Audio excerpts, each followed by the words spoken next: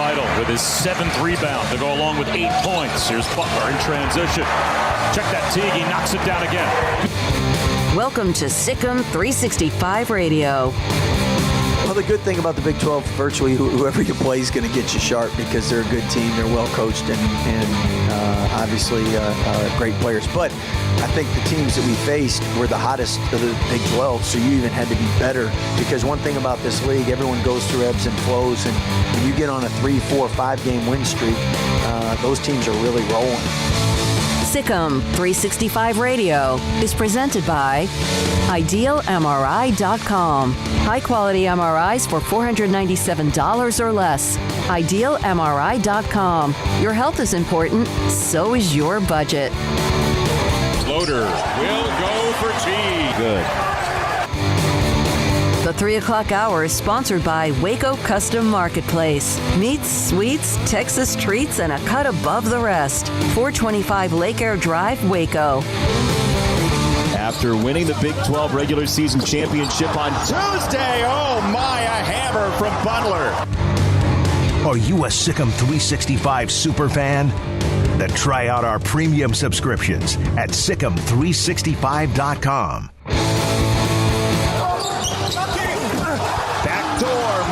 Stuffs it home. Now here's David Smoak and Craig Smoak. All right, here we go on this Wednesday afternoon. Hope you've enjoyed most of the day with some sunshine. It's kind of on that edge of when it's been cool or warm, and right now it feels great. Very windy in Central Texas or where you are, because some of you are as far west as L.A. or even up in Seattle that listen to us, and, of course, all the way on the East Coast to Virginia and down in Florida. David Smoak in studio today. Craig Smoak will join me on Skype today. Armstrong Sims is running the mothership here at 101 Elm Avenue. Paul will be back with us on Thursday.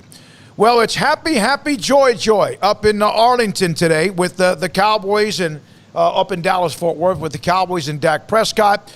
As you would expect, everybody loves each other. Everybody loves how everything turned out. And I was listening to part of the press conference as I was driving to the studio, and there was one comment that I heard Jerry say that this says it all. This says everything about what we think of Dak. This says everything about what we think about his rehab. This is all, and he's right. It does, because Dak got his money. The Cowboys get a little bit of a reprieve in the first of the 4 years. Everybody is happy. Kiss, kiss, mwah, mwah, all of that, and we'll hear for a little bit from Dak Prescott and Jerry Jones. Also, Dak just put up a quote from John Machota, theathletic.com. He'll join us. He covers the Cowboys at 5 today. Said, my plan is to get a parade in Dallas. Well, that will make a lot of people happy if you ever do, because it has been since 1995. It has been since Super Bowl 30, since the Cowboys played or won a Super Bowl, and we know it's also been that long since they played for the NFC Championship the year they finally, and then after that, it's been a huge drought. Craig Smoak joins me again from Skype today. Craig, as you knew, and thank God this is over now. It's not what's going to happen. Do you believe in this? Is this, it's over. We're about to hear a little bit from Dak and Jerry, but no surprise. Everybody wins. Everybody's happy.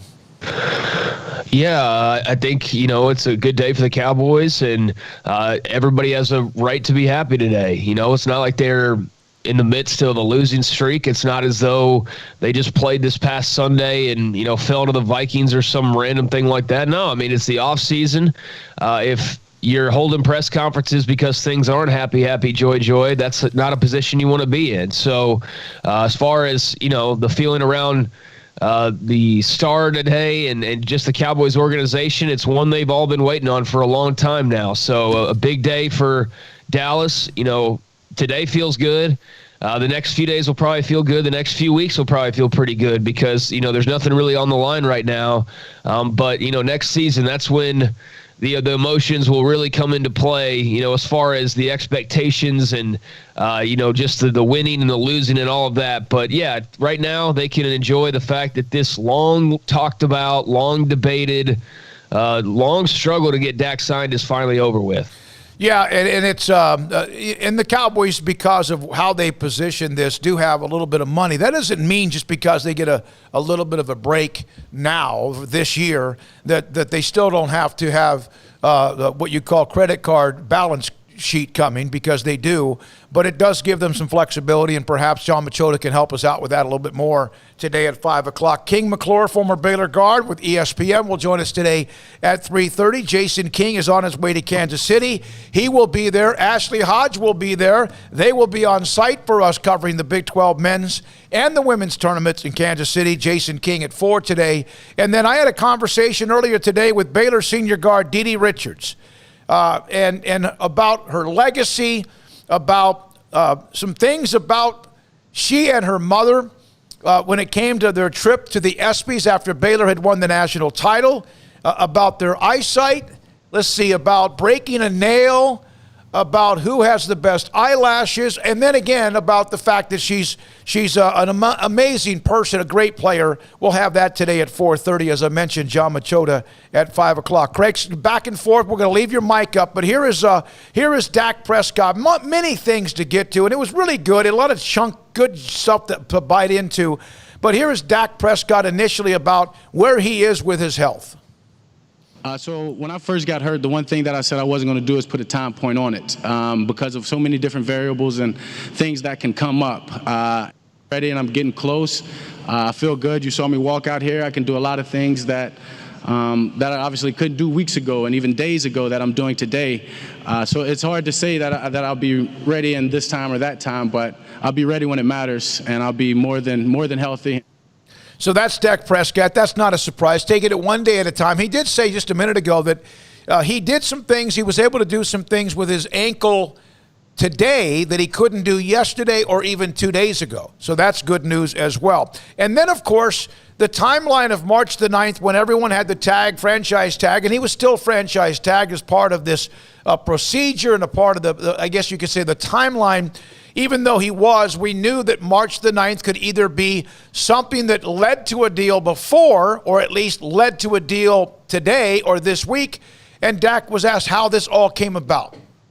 It's Todd on that. I think Todd got a call a couple of weeks ago, or probably a week ago, right, wouldn't you say? And, I knew things were getting close. I guess that's my Native American in me or something, but I was feeling it. And Todd called me to give me an update of just how things are going and how talking on the same page. And I said, you know what? I was in the training room this morning working on my leg, and I'm going to be there again tomorrow. So I'm not really worried about that. I don't want to get too excited. When God's timing is for me, it'll be for me. And then Monday, as I said, I don't know if it's my feelings or not. I texted him. I said, hey, just shoot me a text. Give me an update. And sure enough, he calls me and has to tell me the update. But at that point, I kind of felt it was really good. As I said, I've had belief. Cowboys and Todd, Steve and Jerry, both of getting something done, and I felt it. And sure enough, a couple hours later, Todd called me, and I was pretty much done. At that point, it's behind me. It's behind me, and if anything, that's what it's more about: is free head space. Get that behind me. I don't have to dodge y'all's questions or, hide from y'all on that point, and I can just move forward and worry about winning a Super Bowl. And by the way, Dak, we don't have to ask you either. And that's the best part as well, because it's so annoying. It dragged out. Dak Prescott, I'm excited to be here. I never wanted to leave. This is my home. I'm a Cowboy. This is only the beginning. And then Jerry, when asked about whether or not, despite the money, the record amount of guaranteed money, is this a bargain for the Cowboys? Anytime I've tried to get a bargain, I got just that. It was a bargain in a lot of ways, and not up to standard.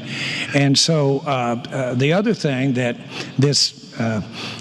that our getting here from where we were from Dak's rookie deal, I knew that Dak wanted to be here and really no place else. I knew that, and I think Dak knew that how good he fit here. Although I can understand his apprehension. This was not a test of some sort of can Dak handle it or something like that. That wasn't the case at all. Well, and that, of course, is what you're going to hear from Jerry Jones. He also mentioned this fits. One of the real easy decisions I've had to make is having Dak Prescott as the quarterback of the Cowboys. Jerry also said this: if anyone has ever taken advantage of me financially, I'm proud it's the one sitting next to me on my right. Of course, Dak Prescott was to his right. Craig, in the end, you know what? I'm glad it's over because we don't have to ask. Is he going to? I was on record. I never thought he would ever leave. I know there were thoughts that if he got tagged and if nothing budged, that there was a chance he would and leave at the end of the year. I never thought he would leave. Jerry's never let somebody he wanted to stay or leave. And so in the end, I'm glad. I'm glad for Dak. I'm glad for Jerry and Steve and the Cowboys. And I'm glad for us so we can now talk about the team rather than one thing or a contract. Yeah, like I said earlier, I'm just glad that it's over with and that it's a non-story now. So there's, a different level of pressure on his shoulders. He's probably not going to feel it for a while because, he's making so much money that I'm sure that's something that takes a little while to wrap your head around. But, his focus will be all in the offseason and getting healthy, and we'll see what happens. I mean, we can celebrate this, but it guarantees nothing. It guarantees nothing other than we don't talk about a certain aspect of a story. But as far as the Cowboys and success, it guarantees absolutely nothing. So, today's a good day. Enjoy the good days because there will be, those games where – the Cowboys don't close it out and, he's overrated or he's overpaid or whatever. I mean, that's going to be coming his way too. So right now it's good. You hope to, too much bad, and we'll see. I mean, we got to get to the season and actually get into some games that matter. But as far as an off-season story that's been too far talked about for too long now, it's over. Thankfully, it's over with. Jerry Jones today, according to Albert Breer from the NFL Network, was asked about spring OTAs and minicamp, says he wants to be aggressive in getting back to normalcy safely. Just what Mack Rhodes, by the way, said to us yesterday on SicEm365 Radio. Craig summarized that in the premium section of SicEm365.com. He also added he's been referencing training camp for a reason. I'm told the NFL and NFLPA don't yet have an agreement on spring camps, exactly how they'll go about their business. Todd, by the way, who Dak referenced, if you don't know, Todd is his agent, Todd France, who's been ramrodding this for Dak Prescott. Cowboys got news today. They get 4 compensatory picks for the losses of free agents Randall Cobb, Malik Collins, Jeff Heath, Byron Jones, Robert Quinn, Jason Witten, and Xavier Ciafilo. Those are the players they lost. They get 4 compensation picks, and they get 1 in each round, from the 3rd through the 6th round. So those are 4 additional picks, 3rd, 4th, 5th, and 6th picks. That's official. And the salary cap down 8% from last year, $182.5 million. Former Baylor football player John Weeks has never in 11 years with the Texans had a bad snap. You guys think about that. It's the only time you really ever know who the deep snapper, long snapper is when they shoot one over the head of the punter or the holder. Never had a bad snap. He was told today he would not be re-signed by the Texans. His contract expires. He will continue to play. He could play for several more years as a long, deep snapper and short snapper for the Texans or somebody in the NFL. Craig, Jeff Long is out.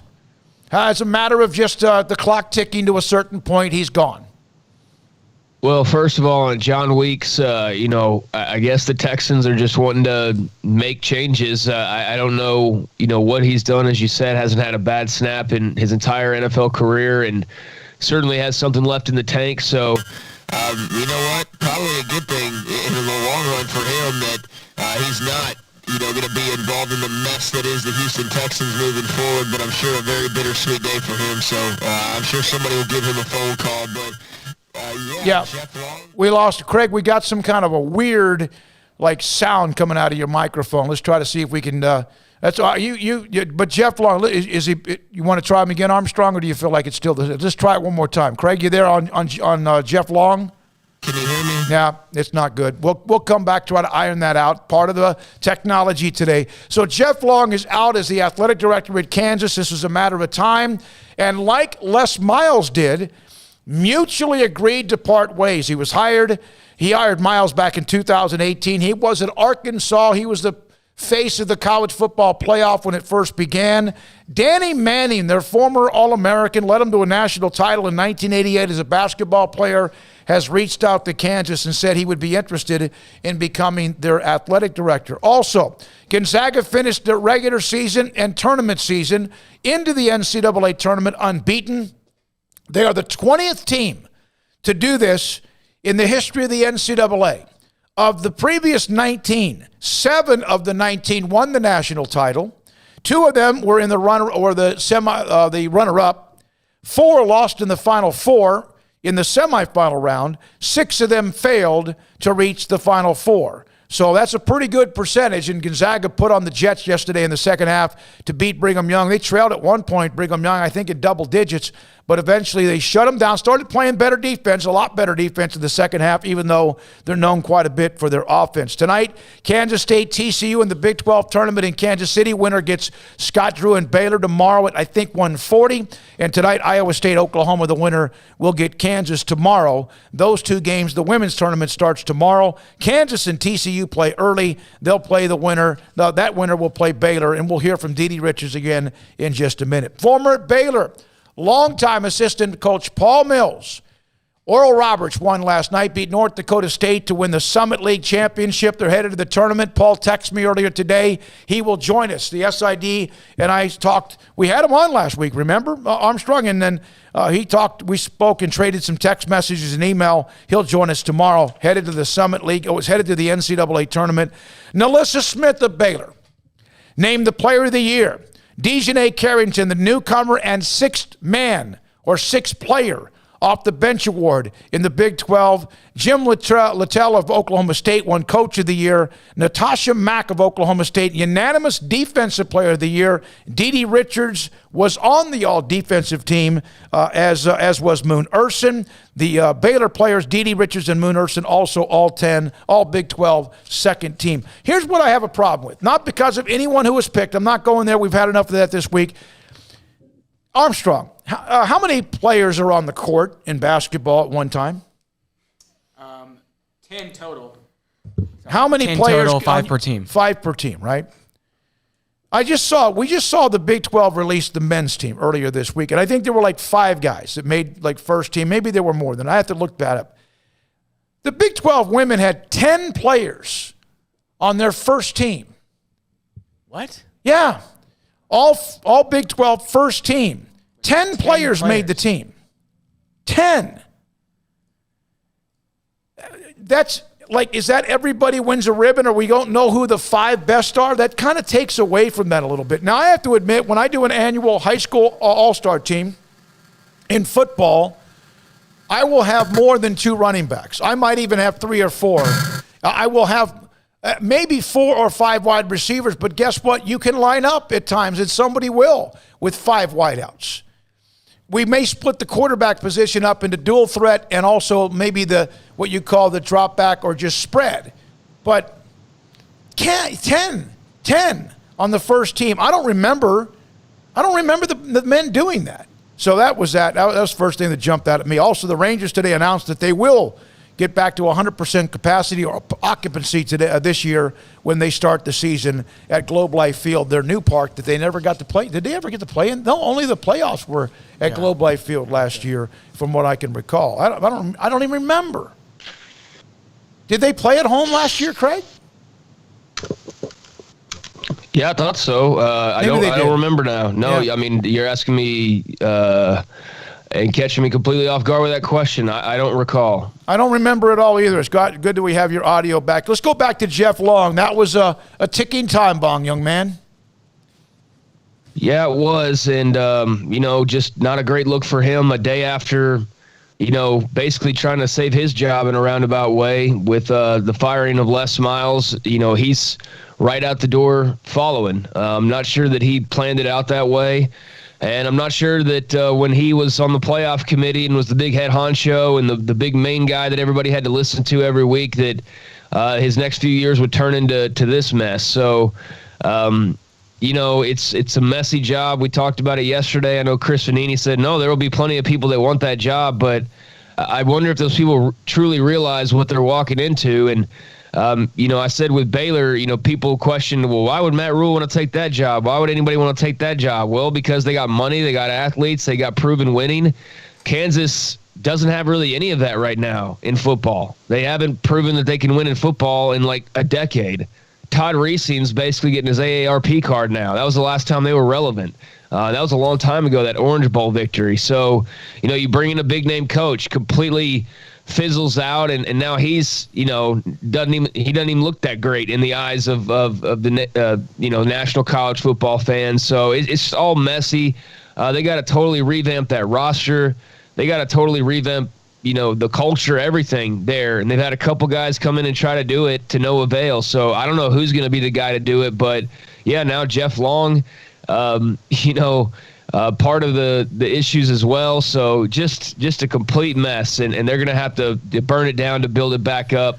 It looks like from on my end at least. By the way, Globe Life Field, Rangers started their first ever regular season game was in late July against Colorado, so they did play there. That's how much baseball season last year to me seemed such a blur. And then, of course, they came back and played later in the year as well. Baylor baseball was scheduled to play in LSU in Baton Rouge. For some reason, that didn't work out. And Steve Rodriguez alluded to that earlier this week. They will play Xavier for 3 games instead.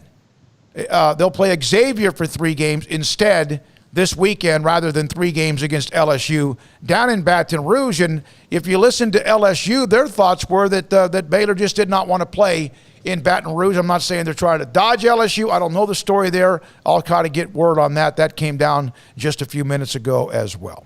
All right, so when we come back, King McClure, former Baylor guard, he has games to do as well. He'll join us at 3:30. Jason King at 4 on the Big 12 men's basketball tournament. Dede Richards at 4:30. I think you'll enjoy that time with her. And also today at 5, John Machota, much to get to. And finally, we could have John Machota, yesterday David Hellman, in the future Mickey Spagnola, and we don't have to ask about whether or not they're going to sign Dak Prescott to a contract. It's over. They've done it. Cowboys fans, like them or not, can breathe.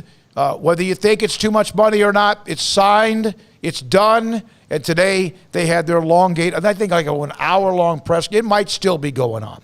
But that's Jerry. And it's a big deal. It's the largest guaranteed contract in NFL history. I know that Patrick Mahomes has the $500 million deal, but Dak's money, the guaranteed money, is huge and good for. I like Dak. As an opposing fan base, a Washington fan, I like him. Not just because he's a good guy. Paul and I had a chance to interview him at the Super Bowl. What was it in Miami 2 years ago? Yeah, a couple of years ago. And I mean, he is down to earth, good people. And I think he's a hell of a quarterback. Is he flawless? No. But I think he is really good. I as a Washington fan, I look at how good would they be with that defense, Armstrong, if they had Dak Prescott as their quarterback. Yes, they have issues on offense, like the Cowboys have issues on defense. I think he's very good. We always ask, is he worth it? Nobody's really, I guess you can look at the craziness of contracts. They're worth it because it's supply and demand. It's just what happens. It's about age. It's about timing. It's about who gets a contract before you. It's about who would you have if you didn't have him, and what would he be in the open market? If he would have gotten that with the Cowboys, if he gets this with the Cowboys now, the $160+ million in 4 years, on the open market, Dak might have gotten $200 million. I promise you that. There's no one that can convince me otherwise. Your thoughts and comments, 254-339-1122. Any questions you have for King McClure as well. Craig Smoak on Skype. I'm David Smoak in studio, 101 Elm and MLK. And Armstrong Sims runs the mothership, SicEm365 Radio. Qualified buyer, see dealer for details. The anniversary sales event is happening now at Richard Car. 22 years in Central Texas is worth celebrating with big savings on all cars and trucks. Savings like $3,500 off a 2021 Buick Envision or Buick Encore GX. Save $6,000 off a 2021 Buick Enclave. Save $6,500 off a 2021 GMC Train or GMC Acadia. Come by for prize giveaways and deep anniversary discounts on every car or truck on the lot. It's the anniversary sales event going on now at Richard Car. At Richard Car, we give you more. At Ideal MRI, we feel blessed to be a part of the Waco community. We're a small family business right here in Central Texas, and our goal is to bring down the cost of healthcare while maintaining high quality. At times like this, the cost of healthcare has never been more important, and unfortunately, significant illnesses and injuries still occur. That's why Ideal MRI is open and here to serve you through the difficult time. We offer premium MRIs just like a hospital with state-of-the-art technology and specialists, but you'll pay less. sometimes thousands of dollars less, whether you're using insurance or not. At Ideal MRI, we accept most insurance, and there are no hidden costs, even offering financing if that's needed. Everything included in the price, and you'll not get something as a surprise in the mail later on. If you need an MRI, ask your doctor about Ideal MRI. They'll know. You can schedule an appointment safely from home online in minutes at idealmri.com or give us a call, 833-IDEAL-MRI, idealmri.com. At Marco's Pizza, get craveable pizza made the Italian way with dough made from scratch, an original sauce recipe, 3 fresh signature cheeses, and premium toppings you love, served hot and safe. Right now, you can get unlimited medium one-topping pizzas for just $6.99 each. Why stop at just one? Order with your app or at marcos.com for curbside, carryout, or delivery today. Marco's, pizza lovers get it.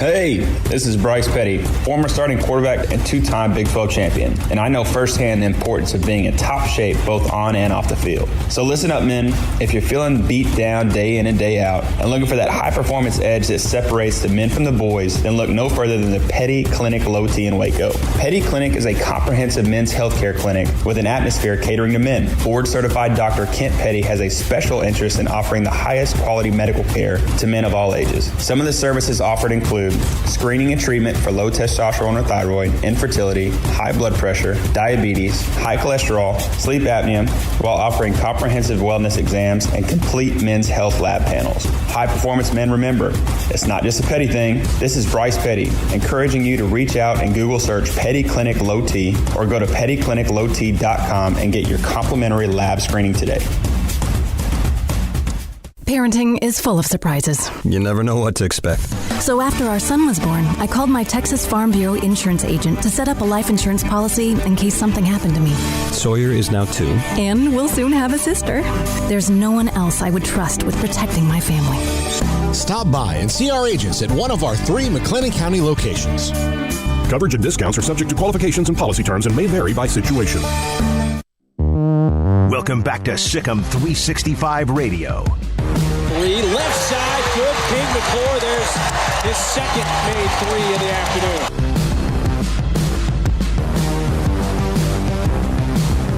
afternoon. Big 12 men's basketball tournament starts tonight. Winner tonight.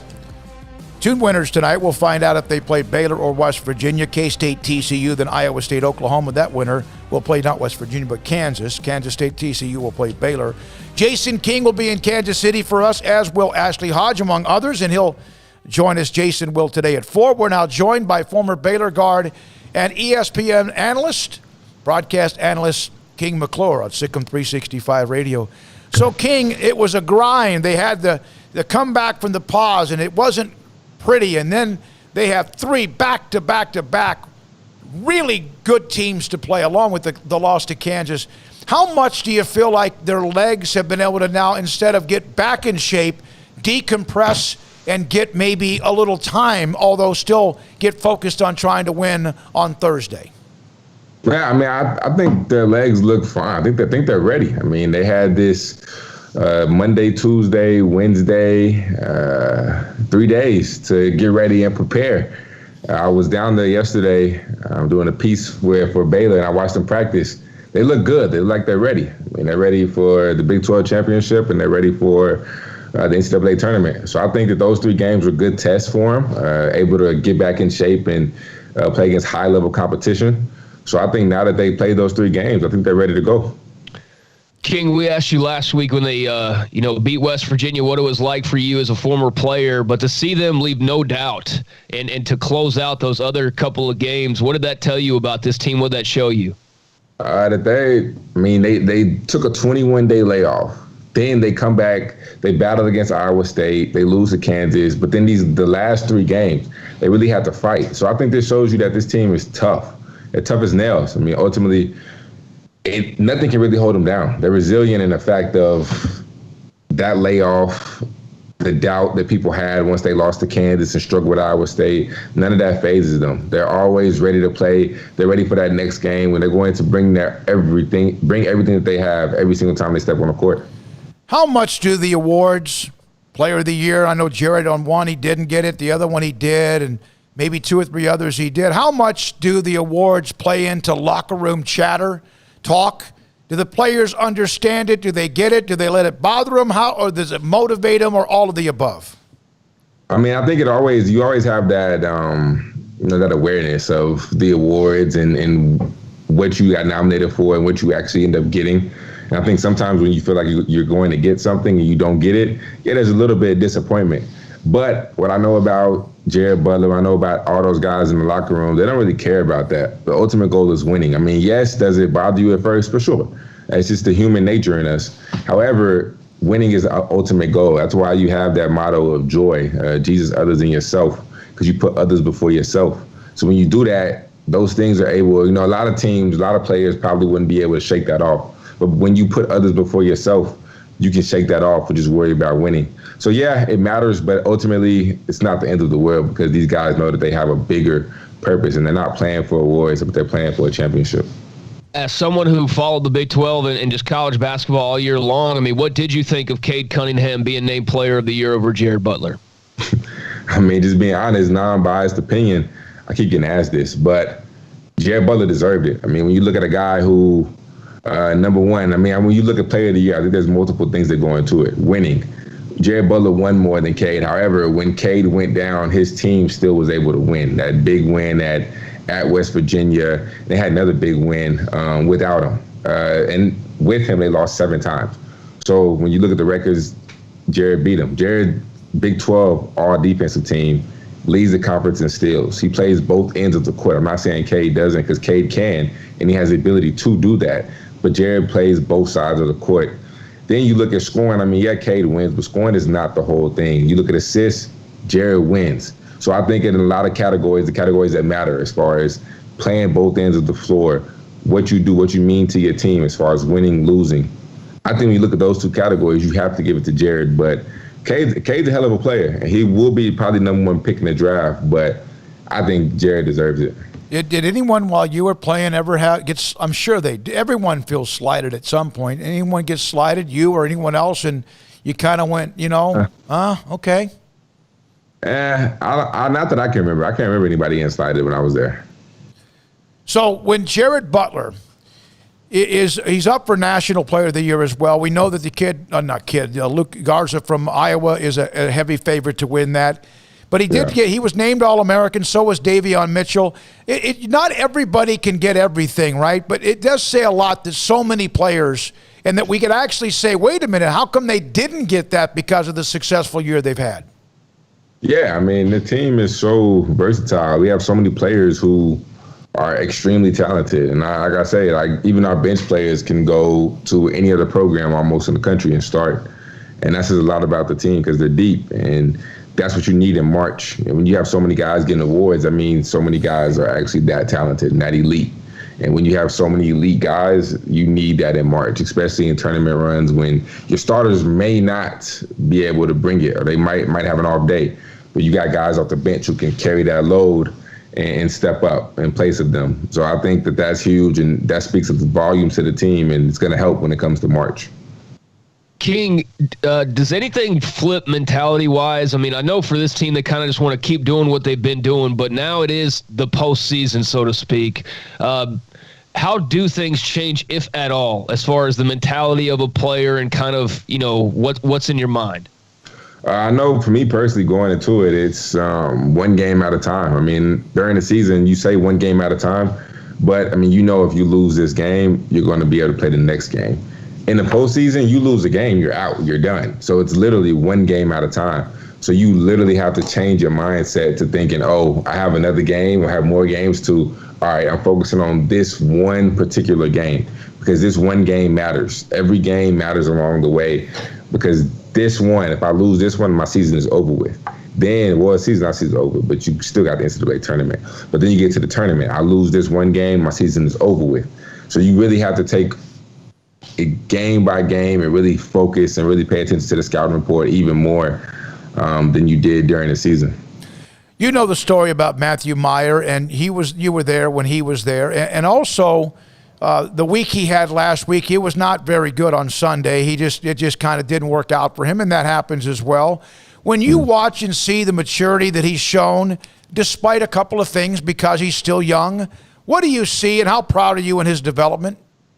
Yeah, I mean, I'm super proud. I mean, I was there when, Matt Meyer was just a complete jerk. I mean, he was just Matt Meyer, like a kid who thought he knew it all and just thought he ran the program in a sense. Really just thought he could do no wrong. But just to see the maturity that over the years is learning that to be selfless and learning to put others before himself and really starting to buy into the culture and buy into the program. I'm super proud of him. I mean, I've always said he's probably him and Terry Maston are probably the two most talented players I've ever played with when I was at Baylor. And I think he'll have a very successful career in the NBA. But his maturity mentally is what I'm more impressed with as far as how he thinks, how he reacts to certain situations off the court, and not just basketball-wise. So I'm super proud of him. I feel like I kind of raised the kid a little bit, but super proud of him. King, what did you think of that big win by Illinois over Michigan last week? I mean, it looks like Gonzaga, Baylor, Illinois, kind of that top three right now. What do you think of just sort of the national landscape as we get close to these conference tournaments? Yeah, I mean, Michigan kind of surprised me. I mean, they lost to Illinois, and I think they had another loss. Michigan State. Yeah, they lost to Michigan State, too, like two down the stretch. I mean, right now is not the time to be losing down the stretch. Especially a blowout win than a team who's, solid, but they're not great. That's not the time to, have those mistakes happen this late in the season. Right now, the time's supposed to be more connected than ever. So I think it'll be interesting. I think those two losses kind of maybe moved Michigan out of the conversation of put them in the category with Baylor and Gonzaga. But I still think they're good. I mean, I still think Hunter Dickinson is a great player, and I think that he could give a lot of teams problems. But I like Michigan, but I don't think they're in the same category as Baylor and Gonzaga. Gonzaga winning last night, and they got pushed by Brigham Young. I guess that had to be good because they have not been pushed very often. But when they made their run, and I think it was like, I don't know, a 10 or 12 or 15-something nothing run or 15-2 run. You think about what they do offensively, but aren't they fueled like Baylor, even though they're a high-flying team? Are they not fueled as well by what they do with their defense? Yeah, so I think Baylor's defense is ultimately better than Gonzaga. But here's where it evens out. Baylor's defense is better than Gonzaga, but Gonzaga's offense is actually a little bit better than ours. And I think that right there makes that whole matchup very intriguing because it's almost like they kind of even each other out. So who would get the advantage? Who would gain the edge if we were to play? Which is why I kind of really wanted to see the matchup because I don't know what team is better because we're a little bit different than them. They're different than us. So I'm looking forward to this matchup. I really hope this matchup can happen. But they're very talented. They're just different. And defensively, Baylor's better for sure. So, King, we had Mac Rhodes on last week, and we hadn't talked to him in quite a while about the new basketball arena. He said that that's still moving forward along with, another football project as well. As a former player, you saw what the Farrell Center was like or is like. How much do you think that arena will matter to recruits, to current players, to the program? What do you think that's going to do for Baylor basketball? I think the arena is going to be great for Baylor basketball because a lot of times when you look at our average attendance, it's probably only like 7 to 8, maybe 7,000 to 8,000. So I think if you cut the seating down, I don't know exactly how many I cut it to. I heard 6. I don't know if that's accurate or not. But if you cut it down, then it's pretty much filled every single game. And when you for instance, when you go to TCU, they don't have a lot of seats, but when it's filled, it's super loud in there because they don't have the same fan base. So I think personally it's going to be huge for Baylor because it's going to make every game feel like it's a sold-out arena. Every game probably be jumping because the acoustics in there will probably be crazy. It'll be loud. It'll be harder for the opponents. I love the new arena. I think it's going to be huge for us in the program, and it's going to attract a lot of recruits. Yeah, I think right now the Farrell Center, when it is completely packed, like a Baylor-Kansas men's game, even a couple of women's game, of course, they had like just over 10,000. And this new arena, the field house, whatever they're going to call it, is going to be somewhere around 7,000. But you're right. You imagine those crowds, King, you played in front of, that may not have been sold out, but had 7,000 or 8,000, what it would be like if it was a sellout and there were no other seats available. What's the most intimidating arena you've ever played in? It's no doubt Allen Fieldhouse. Yeah. That place right there is 17,000 on the dot, maybe a little bit more. But that's every single game. Those people love the Kansas Jayhawks, and they tell you you want to hear, and they're loud all throughout the whole game. You honestly, like, if we would have talked like this, we couldn't hear ourselves talk while we're playing. That's why we only practice hand signals the week before we play Kansas, because if you call out a play, you're not going to be able to hear it. So you have to learn the hand signals. Everything is visionary when you go to Kansas, because that place is crazy and it's rocking the whole time. And they're are they right on top of you in a lot of ways too? And not really. It's not like Oklahoma State. Like, Oklahoma State is loud because they're on top of you. Right. Kansas, I think Kansas more so is loud because it's just an old arena.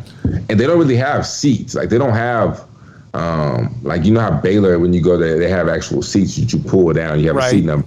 They have, like, benches. So I feel like they try to squeeze everybody in those benches. So honestly, it says 17,000, but it's probably like 17,500, 18,000, because they're squeezing everybody in and it's jam-packed. The people are standing the whole time. So that place right there is insane. Yeah, and, Kentucky's got like 20-some thousand. You played against Kentucky. Did you play against Kentucky? Were you ever in those games? I can't remember the timeline. I never played against Kentucky. Okay. I wish. Yeah, they played in Arlington one year. I remember that was kind of a wintry, if I remember, weekend. They played at Kentucky in 2012. Yeah, that would have been before you were there, and I guess that was at Rupp Arena. I went on a trip one time with Baylor basketball, and to kind of get the behind-the-scenes coverage, and they played at, Hilton Coliseum in Ames, Iowa. Now, they have not had much success there of late, and Baylor's starting to win there consistently. That was, to me, also a very energetic type crowd where that's what they have, that's what they love, and that's what they get into as well. Yeah, when they're really good, it's really hard to play there. Fortunately, I had a lot of success there. I think I only lost there one time. So I think I was like 3-1 in Hilton, which is very rare. But when they're good, it's hard to play because those fans are just as passionate as Jayhawk fans. Mm-hmm. It's sold out every single game. Not this year because, obviously COVID, but even if it wasn't COVID, I don't think it would be sold out. But I also don't think they would be 0-17. Yeah. I think the crowd would have definitely propelled them in a few games. But I do think that's probably, I have to go probably the third toughest place to play in conference, with West Virginia being second. Okay, King, one more thing. Now that you get to the postseason, as a player, do practices change? Are they more intense? Are they less physical? Is there a mixture of that? How do you handle that? Now in the postseason, it's less physical, more mental. So everything now is just really paying attention on honing in on scouting reports, getting up shots. The amount of competition you probably do right now is very, very minor. You don't want players to get hurt. This is the most important time of the season. So you try to avoid that at all costs. So right now, everything you do is just strategic, getting up shots, watching a lot of film, correcting the small things you can correct without actually giving that physical exertion on the court. How many games you got coming up? Are you going to be a part of some of these tournament games? So I have the SWAC Championship men's and women's on Saturday. Okay. I have the NIT first round next week. Okay. I will be on Sports Nation airing Thursday. I have a Baylor feature piece that will air, I think, Saturday, maybe on College Game Day. Wow. So that should be pretty cool. I'm excited about that. Yeah, and I'll be on. Actually, I'm going to leave here right now and get on Sirius Radio. Okay. To do a few things, do a few segments with them, with Tim Welsh and Gabe. So yeah, I'm kind of busy right now. There you go. That's the way it is, man. It's good news. When you're busy, that's good, right? It was when the downtime and nothing to do and you start your mind wanders. Thanks for your time, King. Appreciate it. We'll see you again soon. Thank you. King McClure, former Baylor guard, also part of ESPN, has some games and got a special feature, perhaps a part of College Game Day on Saturday, so look for that as well. Coming up next, couple of things to get to. The 4 o'clock, Jason King on the tournament itself, breaking down all of the teams, including the games tonight, but also of the teams left, Baylor, and who they have in front of them if they keep winning. But also a couple more notes in the NFL. Dede Richards at 4:30. John Machota, a lot to chew on with him with the Cowboys press conference with Dak, Jerry, Steven, and company. And this is SicEm365 Radio. Y'all listen up. Let me tell you something about group meals from Rudy's Barbecue. It's got all you need for all the folks you gotta feed, smoked meat, sides, and more. There's everything down to the tablecloth, just like the one that you see at the store. At a bridal shower, it's better than flowers. In a long business meeting, it'll pass the hours. It'll feed all the cousins at a family function. It's better than potluck at a church luncheon. Next time you need to feed 10 or more, call and order a Rudy's group meal. Next in line.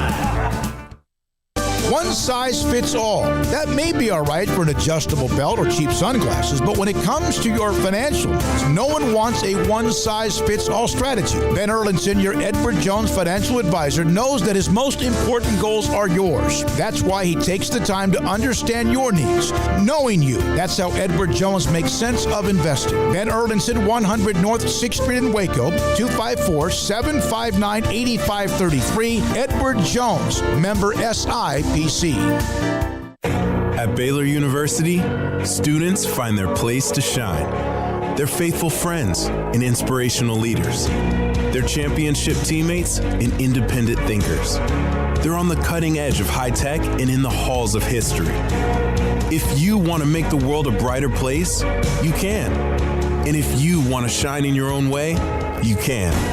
The spark you need is already inside you. Bring it to Baylor, where lights shine bright. Get the vehicle you've been dreaming about at the President's Day event at Allen Samuels. The 2020 Dodge Charger Sxt, ranked #1 in initial quality and driver appeal, has special values of $6,170 or 0% for 72 months, plus $3,000 in combo cash. The 2020 Dodge Charger is at the forefront of muscle car design. From the body to the wheels, it continues to impress. Visit the customer award-winning Allen Samuels, located at 201 West Loop 340 in Waco, to see the 2020 Dodge Charger Sxt. See dealer for details. All offers have credit requirements. Southwest Sports Medicine and Orthopedics, the team physician of Baylor Athletics. Our doctors specialize in the diagnosis and treatment of any and all sports-related injuries. Celebrating over a decade of service in Central Texas, our doctors are equipped to handle a wide range of issues, whether it's your foot or ankle, orthopedic spine care, your hand or wrist, knee and shoulder pain, or if you're in need of our arthritis or total joint clinic. Come see us at the new Baylor Scott and White Ted and Sue Getterman Sports and Orthopedic Center. Trust the doctors at Baylor Trust, Southwest Sports Medicine and Orthopedics. Our goal is to get you back in the game. Learning to navigate life in the COVID-19 world has been a struggle, and where and how to get tested has been one of the biggest challenges. Impact Health Labs has your answer. If you need mass testing for your office, church, dormitory, or school, Impact Health Labs is who to call. They will come to you, conduct the testing at your location, and have the test back within 24 hours. Most major insurance accepted, meaning your out-of-pocket cost is low. So no more waiting by the phone for days to find out the results. Impact Health Labs was founded by 3 Army licensed and credentialed medical professionals. They believe in accuracy, efficiency, and doing the job right. Call 254-744-6233 to set up your group screening today. Impact Health Labs, on-site, prompt, and accurate, taking COVID-19 head-on. Again, that number is 254-744-6233 or online at impacthealthlabs.com. Welcome back to SicEm365 Radio. Call us on the Impact Health Labs caller line at 254-339-1122. For your company's mass COVID testing, log on to impacthealthlabs.com. All right, some of the text messages from today. Scotty B asked me this earlier, the Baylor King. If Baylor men's basketball wins the Big 12 tournament, any chance they could be the #1 overall seed based on the resume comparison and based on all of the data, all of what you see? The answer is no. You could make an argument, not saying you don't have an argument, but the answer is Gonzaga is unbeaten. Yes, their strength of schedule, although they have wins against West Virginia. They beat Kansas. They have some nice wins, and that's what sucks about the game not being played earlier in the year. If it is ever played, it would be for the national title. But, Craig, there's no way. You see any way that Baylor could ever be the number one overall seed? Hell, a week ago we were wondering again, well, not this time because they had beaten West Virginia. They had to win enough to get to remain a number one seed. No, I mean, barring a Gonzaga loss, there's not anything to move them off. I kind of shook my head or just sort of dismissed thoughts when – Grayson or whoever maybe I've come across on the show, we talk about this topic, and I know there's been some hope out there for it, but, now at this point it's definitely not going to happen because I just don't foresee Gonzaga losing, in their conference tournament, obviously. But, yeah, I mean, it is what it is. They're going to be the number 2 overall seed. Any hopes they had to do that, there was a talk about, well, if Baylor beats 3 top 25 teams in a row, you can't make an argument for Gonzaga. But, I mean, they stay where they are. It's no matter what anybody else does, they're just so highly thought of. And so I'm just ready to see them get into the tournament and actually play, 3, 4, 5 teams in a row that are on their level and not the Santa Barbaras or the whoever they've typically been tangling with while Baylor's been facing top 25, top 25, top 25, top 25. So Baylor's going to be far more battle tested in my opinion. Maybe that plays into their advantage, but yeah, they're definitely not bumping Gonzaga from that one spot. Well, Gonzaga's done. They are done because that's right. Yeah, they beat Brigham Young in the tournament championship, and that's those stats that I gave. 9 of the 19 teams. Is it 9 of the 19 teams that have gone undefeated entering the tournament? No, 7 of 19. That's over 33% have won the whole thing. 9 of the 19 have been in at least the championship game. That's almost 50%. And then 4 have lost in the regional final, the Elite 8. So 13 of 19, which is almost 67%, maybe even better than that, is about 67%, have been to at least to the Elite 8, and then 6 of the 19 have not reached the Final 4. So 13 of 19 have made the Final 4. So 67 to 70% have made the Final 4. That says a lot of things. But Gonzaga did show a little bit of whoa. And then they kind of regrouped and did what they had to do in the second half. So now I just got this note on Twitter. Steve Rodriguez, I mentioned Baylor and LSU baseball. They had a series coming up. Steve Rodriguez, I'd like to thank Paul Minieri of LSU baseball helping us schedule games. When we lost a weekend series, we now have been able to reschedule the home series with Xavier, a quality man, always willing to help, tip of the hat. So that was Steve Rodriguez and why that schedule changed this week with Xavier now coming up here very, very soon. All right? Now, Jimmy Johnson, we don't have the audio. We thought we did, but we don't have the audio. Craig, I'm going to read this quote, Jimmy on Dak. And you tell me, because I know how we are in our business of these debate shows and one person takes a side. We never go into a show. I may think I know how Paul may feel or how Craig may feel or they may know how I feel. But we don't ever go into a show, okay, you're going to take this side, you're going to take this side, Armstrong's going to come in with this side, and this is my side. Even if we don't believe it, just to create, yap.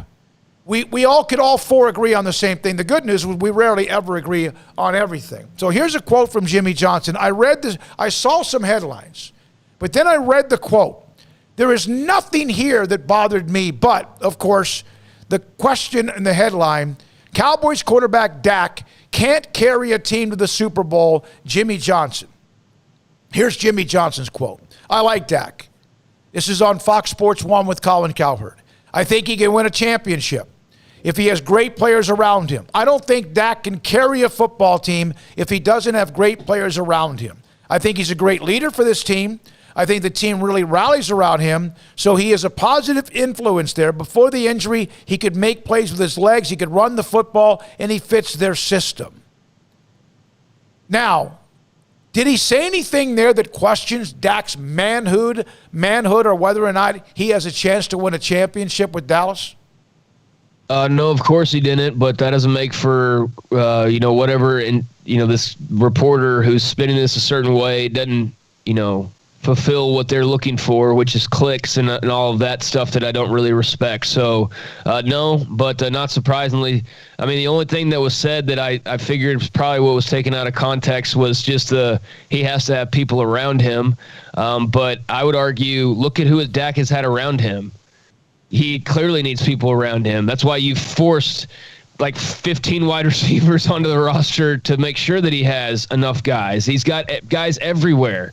I mean, the offensive line has been shaky, but it wasn't early in his career. That was the area that you didn't really worry about. Now it's kind of flipped on its head a little bit, but, you know, they're going to address that. But, I mean, compare what he has around him to, like, Aaron Rodgers. Let's compare Dak's weapons to Aaron Rodgers' weapons or some other quarterbacks out there. So, I mean, I think it's a fair point that Dak does have a lot of help around him. Now, that's not to say that he's not the guy that makes it go ultimately, but he does. And I don't think that's necessarily a negative on him personally. So I see no harm in that comment, and only people that are looking to try and create something, which I just will never relate to. But outside of that, I don't know how anybody would have an issue with that quote. I think he can win you a championship if he has great players around him. He has one of the highest paid wide receivers in Amari Cooper. He also has other receivers who are getting paid very well. He has one of the highest paid running backs, one of the highest paid left tackles, one of the highest paid right guards, and one of the highest paid right tackles.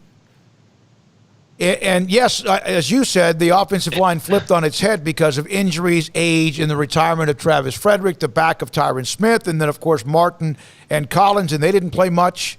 But hell, yeah, you can argue that he's got a number 3 wide receiver that's better than like a quarter of the number 1 wide receivers in the league. I agree. Like he's got 3 receivers that are better than most teams' number 1 guy in Lamb, Gallup, and Amari. So yeah, and then that O-line. I mean, it's not like that thing just fell apart because of health. You know, it wasn't like they didn't have it all set up for the foreseeable future. That was just like, all of a sudden we learned what Guillain-Barré syndrome was, you know, and then it was like injury here, injury there, and all of a sudden it fell apart. But like 3 years ago, that thing was intact like the Great Wall of China for the next 10 years, and it didn't work out that way. So I mean, he's got players all around him wherever he looks. What they need to do is find those same type of talented people and put them on the defensive side, and that's what they have, those compensatory picks, the number 10 pick in the draft, and they have a little more money available to possibly do something, maybe pick up 1 or 2 guys who can help them on the defensive side with cash on a free agents basis, and we'll have John Machota tell us about, look into that with us today at 5 o'clock. All right, coming up next, Armstrong Sims, by the way. Armstrong, is your microphone working? We're checking in on you. A lot of people are worried about you and making sure you're fine. I heard you over there like, you okay? Was that just a big loogie? What was that? Yeah, that's what that was. Yeah. I've been blowing my nose today, but that's unrelated. You know what? I've been doing good. You're not allowed to blow your nose. You're not allowed to have any cough. Yes. You're not allowed to sneeze anymore. Oh, my God. If I'm ever in a restaurant at all and I feel a cough coming on, I can't. I have to hold this in, or they're going to, drag me out of here, you know? With a hook. People are going to pop up behind the desk. Like on a stage, and they have the hook. Craig, how are you? Everyone know, we talked a little bit about this earlier in the week. How are you feeling? Your voice is deeper, stronger. I know it's not still all there, but overall, you on the back side of this deal? Yeah, for those that don't know, I've had COVID, and hopefully I'm cleared in the next few days. I actually need to figure out what I'm supposed to do as far as getting cleared goes. I don't know if I need to get tested again or how that all works, but had it for about a week now, so getting close to, that threshold, and I feel fine pretty much, just, kind of lethargic, and some people say that's just, part of the deal and it doesn't really go away immediately, so maybe I'm just kind of looking at being a little more lethargic than usual for a little while, but symptoms are pretty much gone now. And just ready to be cleared and get out of my place at this point. It's just been between the ice storm and being cooped up in that, and then turning right around and then this for the last week or so. It's been a lot this last month. So just ready to get out of the house basically, and I feel better. Armstrong, what is you just let the quarantine time run its course? Is that what you do? Either 14 days after you come in contact if you get it, or 10 days after you test positive. And when that ends... So Craig tested positive a week ago yesterday. And so when that time period ends, if you have no symptoms. 10 days after you test positive. Yes. After you are told you test positive. Yes. And if after that 10 days you have no symptoms, then you're clear. Okay, so Craig, just run the week out. Stay in your little cave.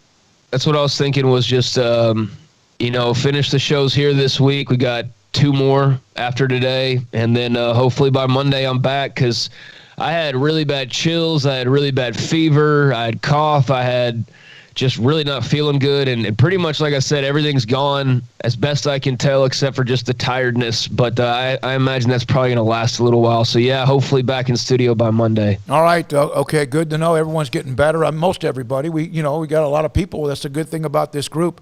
We have so many people. I invited Colt to come on today. He's out getting ready to pick up his children at school, which is his number one priority, and it should be. But he has tweaked the app, something he did, and we'll come back at some point in the 4 o'clock hour and explain that. Jason King will join us. He's on his way to Kansas City. But if you have had any trouble whatsoever at times, no matter if you have an iPhone, an Android, however you try to listen, whatever your Wi-Fi, internet, and again, I'm not a technological guy, but Colt has asked a lot of people to check your app. Go to your app and run the live audio feed. You should, I believe, hear or feel or see a big difference. It's always been okay, but for some, it just kind of would drop out. If you get a text, get a call. That was something we battled early on, and that was part of how the app was built by somebody like in Australia. That was on them. So we got through that. But there's still a little bit of that hesitation or whatever, and he's found something that should allow you to now go back to your app and allow you to listen consistently. There's going to be on occasion something that just drops out, but it should be so much better than what it was. We'll try to have Colt on at some point, maybe tomorrow, although tomorrow's show is getting to be filled up pretty good. Coming up next, Jason King of SicEm365.com. Richard Carr, Buick GMC Cadillac 2021 is here, so make it great by starting big at the New Year New Ride Savings event at Richard Carr. It's stimulus and refund check time. The government's giving you a little bit of your money back. I think stimulus checks for most are starting to get put out there and will be landed in accounts here over the next couple of weeks, the latest round of those. So with this new money in hand, how about taking it and multiplying it with savings at Richard Carr? Big savings like 2018 GMC Sierra, 2019 Buick Encore for $16,800. You can get an all-new 2020 Honda Civic for only $21,900.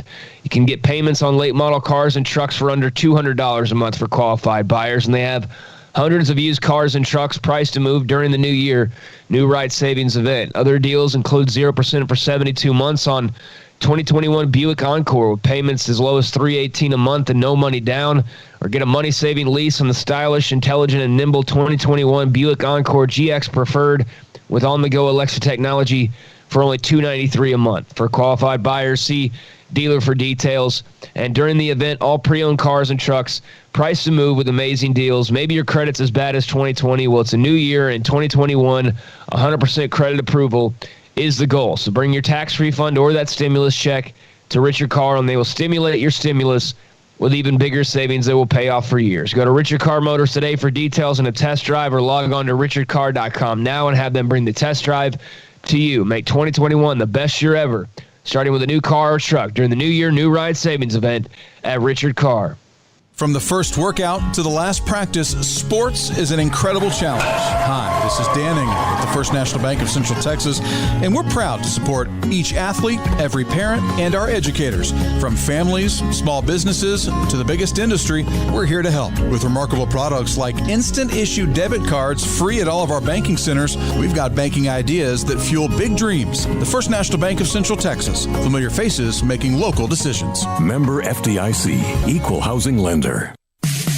In the market for a quality metal building? Since 1943, Pioneer Steel and Pipe has helped Central Texas residential and commercial customers with metal building design, panel options, building components, and trim options. Pioneer Steel and Pipe's residential line is energy efficient, offers low maintenance, reduces insurance payments, is impact resistant, and carries up to a 45-year limited warranty. In addition, they can also help you find a metal building contractor for your project. Pioneer Steel and Pipe with locations in Waco and Bryan and at pioneersboys.com.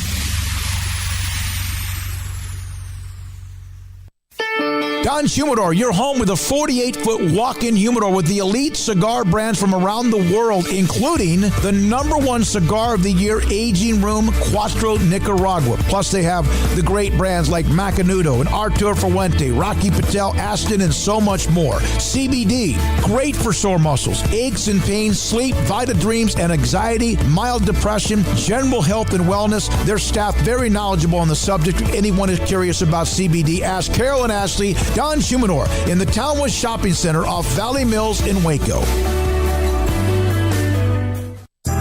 Riverbend Liquor and Wine has their easy-to-access drive-thru open and convenient and clean in-store location on the corner of Lakeshore Drive and North 19th Street in Waco. Riverbend Liquor has the best and most extensive variety of craft beer selections in Waco, and Balcones Whiskey, including single malt, pot still, baby blue, rye, brimstone, and the all-new lineage in stock. Riverbend Liquor and Wine, family-owned and operated, and a hidden gem in Waco on Lakeshore Drive and 19th Street. And find out more on Facebook and Instagram.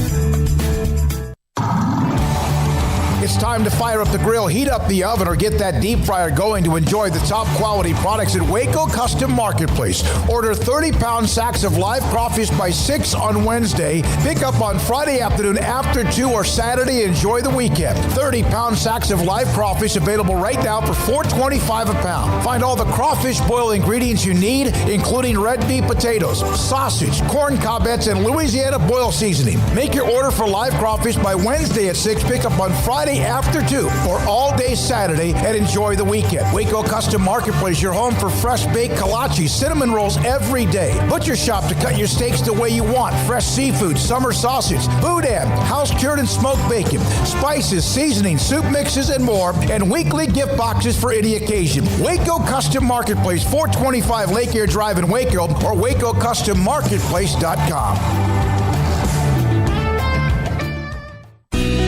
Let Camille Johnson Realtors guide you seamlessly through the process of buying your dream home or selling your current one. Commercial, farm and ranch, or residential, Camille Johnson Realtors can smoothly and successfully lead you through any transaction. With a team of 28 experienced agents who are excited about serving you, Camille Johnson Realtors services the entire greater Waco area. If you're in the market to buy or sell, contact Camille Johnson Realtors, 104 Midway Center in Woodway, or find them online at www.camillejohnson.com. Camille Johnson Realtors, elegant, charming, warm. Welcome home.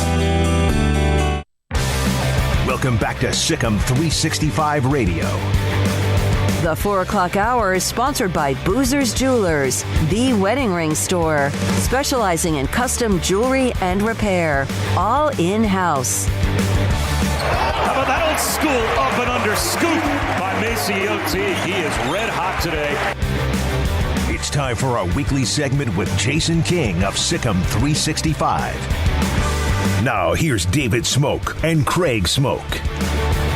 2 games tonight in the Big 12, 2 men's games tonight. Of course, Baylor and Kansas will have their eyes on what happens in Kansas City. Kansas State, TCU. Winner will play Baylor tomorrow in the early afternoon. And then Iowa State, Oklahoma. Winner will get number 2 seed Kansas.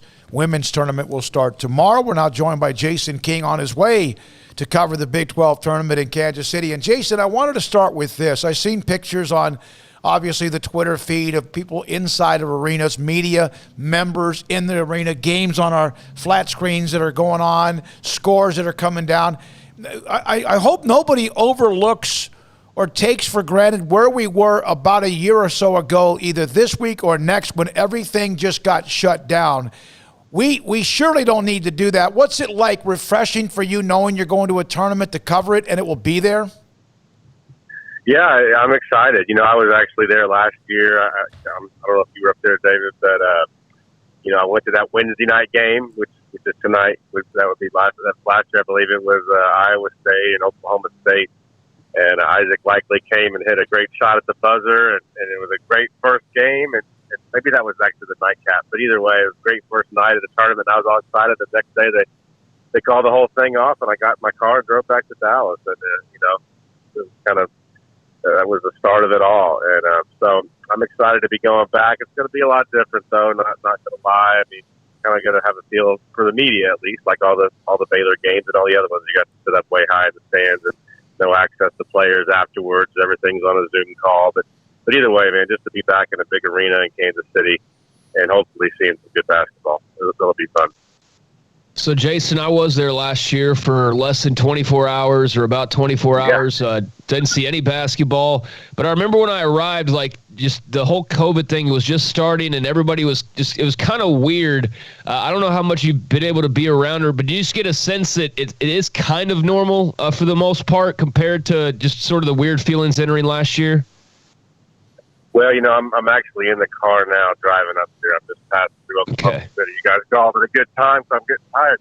But it's going to be weird, though, I think, just because, especially, I think just more the atmosphere around the arena. The Power and Light District, they thrive on the Big 12 tournament business. And, obviously, the stadium, I think it's, 25% capacity they're going to have for this thing. So, I don't know if it'll have just the overall buzz and excitement that it normally does, but I think also that there's also a feeling, hey, this is so much better than nothing. You know what I mean? It's not like people are dreading it. So, it's definitely not going to feel the same as always, but hopefully people will make the most of it. What are your thoughts about what Paul Mills did last night with Oral Roberts getting to the tournament?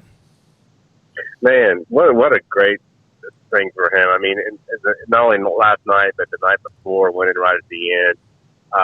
He had a tough first couple years there, like any coach is going to have when they take over a downside program. But it really speaks well to his coaching ability, and also just to Baylor, because just like Baylor develops players, I mean, they develop coaches too. They develop assistant coaches. Paul Mills came in, I think he had been at Rice before he was at Baylor and some other spots, and he just like these players grow and mature. He grew and matured until he was ready for that job. And that's not an easy job. That's a tough conference he's in, and that's good for him. And again, it's in a way a little bit of a walking billboard for Baylor and the program they develop. Hopefully, one day we'll see Jerome Tang and Jacobs and Alvin Brooks and all those guys doing big things too. Grant McCaslin, obviously has done a great job in Matt Driscoll as well. So a lot of good people coming to Baylor.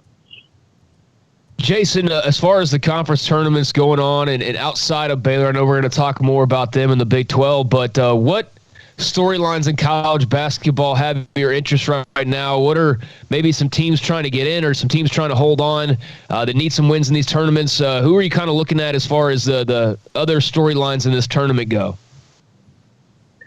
Well, I mean, I just think one of the bigger storylines this year is who else is good enough to challenge at Baylor, Gonzaga, Michigan, and Illinois, for the national title. I mean, I just think that those teams have separated themselves so much. And, the big storyline in the NCAA tournament every year is, it's anyone's game. I mean, there's all these upsets, yada, yada, yada. But, man, I just feel like there's such a gap between those top 3 or 4 teams and everyone else that it's almost going to be an upset if at least 2 of them are in the Final Four. So I think that's what I'm looking for in these conference tournaments is who's going to come out and really impress us as the hot team. Like, this is the team that's about to go on a roll. Maybe it's Texas. I mean, we know what kind of talent they have, and we've seen what they can do when they are playing their A game. I mean, maybe it's Wisconsin. Maybe it's, well, of course, Villanova just lost their star. But there's a handful of teams out there that can get hot at just the right time, especially when you have NBA caliber talent on your team. And the other storyline to me, and it has been all season, it's just who's not good this year. I mean, it's amazing to me that, how we're about to have an NCAA tournament with, probably no Kentucky or no Duke. And, Michigan State has been down this year. Indiana, North Carolina is not what they've been. I mean, all the blue bloods, Arizona's not going to be in the tournament because of penalties, but they're not very good either. So, wow, what a weird year in college basketball when all the blue bloods are so mediocre. Yeah, and I think that to me was when, and not to go beat a dead horse about the Big 12 Player of the Year, when Cade Cunningham received it, who's a one and done. He will be most likely the number 1 pick. He's a phenomenal person. He's a great player. But this was the year to me with Baylor and Gonzaga. especially this year. Not that it hasn't happened before with Virginia and others where it wasn't about the one and done. It was about establishing consistently an older, experienced, seasoned team. Is that in any way an argument for Jared Butler as well? Yeah, I mean, I think, to tell you the truth, I mean, I think a lot of times in these tournaments, the teams that are in there the last weekend are, you know, the teams, not with the one and done, but the teams with the juniors and seniors. And, you know, the one and done create all the hype and the hoopla in the off season, and people get excited about them, and, you know, they write these huge stories about them. At the end of the day, I mean, they're not the ones that are walking away winners at the end. I mean, or that are getting their team to the Final Four. Even Kentucky lately, I mean, you know, look at some of the great players they've had in there that have failed to get to the Final Four. So I think we're seeing that trend more and more now, without question, and that's why Virginia was there. I mean, I think Texas Tech had a nice experienced team when they were in the national title game a few years ago against Virginia, and that's why I think Baylor and Gonzaga are the favorites this year. I'm with you on Cunningham. I mean, like I really thought that was just a flat out BS move, not putting Butler as Player of the Year, but I hate being. The only thing is when I criticize it, I don't want anyone to think that I'm saying anything bad about Cunningham. I think he's incredible. I mean, he's one of my favorite one-and-done players ever. So my criticism of that award has nothing to do with him. I just thought that award should go to who has the best season, and you know, Butler without question had the best season and was hands down deserving of the award. And I'm shocked. I'm just shocked that he wouldn't have gotten that. I'd like to go back, and I meant to do this, and look at all the Big 12 players of the year for the last 10 or 15 years and find how many were on the 5th or 6th best team in the league. I mean, you don't see that. You know, you got to reward winners, and Butler is as big of a winner as there is. I know some people had a problem with Mark Vital only being honorable mention. I mean, obviously there were names littered all over. Did you have any other type of not beef per se, but issue outside of Butler and the Player of the Year going to Cunningham? Did you have any other issues with where guys landed? Well, I mean, I saw Smoak tweet this. You know, I've voted for those teams for years and years, up until the last couple of years. You know, when I was at Yahoo or ESPN or whatever, I would vote for those All-American teams and all the 6 foot. It's hard. I mean, it really is, and everyone kind of approaches it differently, and that's why at the end of the day, I hope these players, they shouldn't put too much. You know, it's nice to win, but you shouldn't feel like, you know, you're just not any good if you don't. You know what I mean? Because everyone has a different philosophy. For instance, there's no question that 3 of the top 5 players in the league this year are, you know, Butler and Mitchell and probably Teague, and you could even say Vital. I mean, those are definitely 4 of the top 10. But when people were voting on this, you know, there's we can't put 3 Baylor players on first team. Can't have 3 on first team, and then 4 in the top 15, which is what that would have been. Well, we can't have 4 Baylor. So all of a sudden, you know, it becomes into this like participation rib. We got to make sure Iowa State's, you know, represent. Well, no, you don't. They were 0-16 or 0-18. You know what I mean? But you know, Bolton's on there. You know, who's a very good player though, very good player. But I mean, there's no way Vital's not one of the top 15 players in the league. Give me a break. And I thought Teague.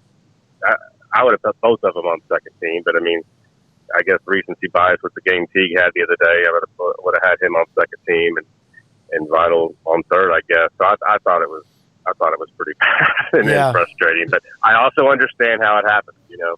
The Butler thing, though, to me is inexcusable. That's inexcusable. But everything else, I can see how it happened. Did you see did you see Mark Vital's tweets about the face of the Joker? Yeah, I saw. He likes to call himself the Joker. I saw it. The other thing I thought was really bad, really, really bad, is to have, and I hate to just call people out, but there's no way Matt McClung should be on the first team. Wasn't he on the first team for the media ahead of Mitchell? I mean, come on now. Yeah. Come on now. That may have been worse than both. I mean, that's bad right there now. Yeah, so the next day you get the Player of the Year right, or at least it appears, if you're a Baylor fan or someone who follows the Big 12, that appears to be right, and then Davion Mitchell's a second-team guy. It's always right. Yeah, it's always something. And to me, with Vital, I mean, I believe they are the semifinalists out now. Have they narrowed the Naismith Award down to 4? I mean, he's a defensive player. I mean, him and Mitchell, I believe, are good. Yeah, I don't know, but last year they were in the top 4, and you know Mitchell will be there again this year, hopefully. But I mean, to be one of the top 4 players in the nation defensively, and to be honorable mention in your own conference, that's just a joke. It's ridiculous. And here's what gets me though, and I've said this on the show before: if I were Vital, like after games and all these coaches go in the press conference and talk about, oh, Vital, everyone, he may be the MVP of our league. He affects the game more than anyone in our league, and he's one of my favorite players. If I were Vital, I'd tell him to screw off. Like, quit complimenting me and being a hypocrite, because clearly you're not voting for anything in these awards. I mean, to me, it sounds kind of phony. I don't know. I mean, I know they respected the heck out of him, but put your money where your mouth is and get this guy some of the recognition he deserves. Did Matthew Meyer take a step back on Sunday, or was this just a bad day? Hopefully it was just a bad day. I mean, we've seen him be erratic before. I think he's one of those guys that, man, it's feast or famine with him. And, he's had a couple of stretches where he just kind of either been bad or just has gone out there and just not been very productive. And then all of a sudden he'll just go nuts. I'm not worried about him. I think he got down on himself and started trying to force it and press a little too much, and he started losing the ball and taking bad shots. He was the main one, and I agreed with him with saying, hey, they need to let me play through mistakes. And I'm the kind of guy that needs to get out there and get in the flow, maybe miss a shot or two until my wrist feels nice and warm, and then I'm feeling it. But there came a point Sunday where it's like, let's play through some mistakes, but now you've made too many. we got to pull you. I think a lot of times he loses. One thing he does seems to do to me a lot is he loses the ball a lot when he's trying to dribble through traffic and into the lane. I think sometimes he tries to almost dribble through too much traffic. I'm like, all right, Matt, you can beat your guy, maybe one more, but there's four guys standing there. Don't try to weave through all four of them. One of them could steal it from you. And I thought that happened a few times. But, man, I still love him as a player. And again, we're just kind of watching him grow and develop. And I think some of these, he's making less mistakes than he made last year. Next year, he'll make less mistakes than he's making this year. So I think we just need to be patient with him, and and eventually he'll win a game for you. He certainly has won a few of them for Baylor this year. In the Big 12, 7 teams are going to make the tournament. There's no question. Mm-hmm. Nobody has to win this week in Kansas City to get in. Even with Oklahoma sliding at the end, and they're capable of getting on a hot streak and winning, 3 or 4 in a row. Out of the 7, how many of them do you think are legitimately Final Four capable? Yeah, that's a good question. I think 3, and obviously Baylor, and then I would put Texas in that mix because of their personnel. Because again, I've seen them on nights and they were really, really good. I thought when Baylor played them in Austin, they were really, really good. Taylor was just that much better. So those 2, and the other team that really I think has a high ceiling is West Virginia. They're not as good defensively, and I don't know how in the heck they lost at home to Oklahoma State without Cunningham. They also gave out 49 points to TCU in the second half of their game and still won.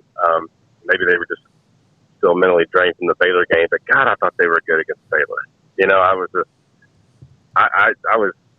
That was my second takeaway from that game when Baylor won that overtime game. I was like, man, West Virginia's good. Like, I didn't know they were that good. Yeah. Maybe they just were that night. I don't know, but they've been pretty consistent all year, and I think when Oscar T-Wade left the team, I think it actually helped them. So that in a year when there's not a lot of great teams, to me, that's a team that could get hot and get to the Final Four. They played Gonzaga really well up at Indianapolis a few days before Baylor was supposed to play Gonzaga. I was at that game.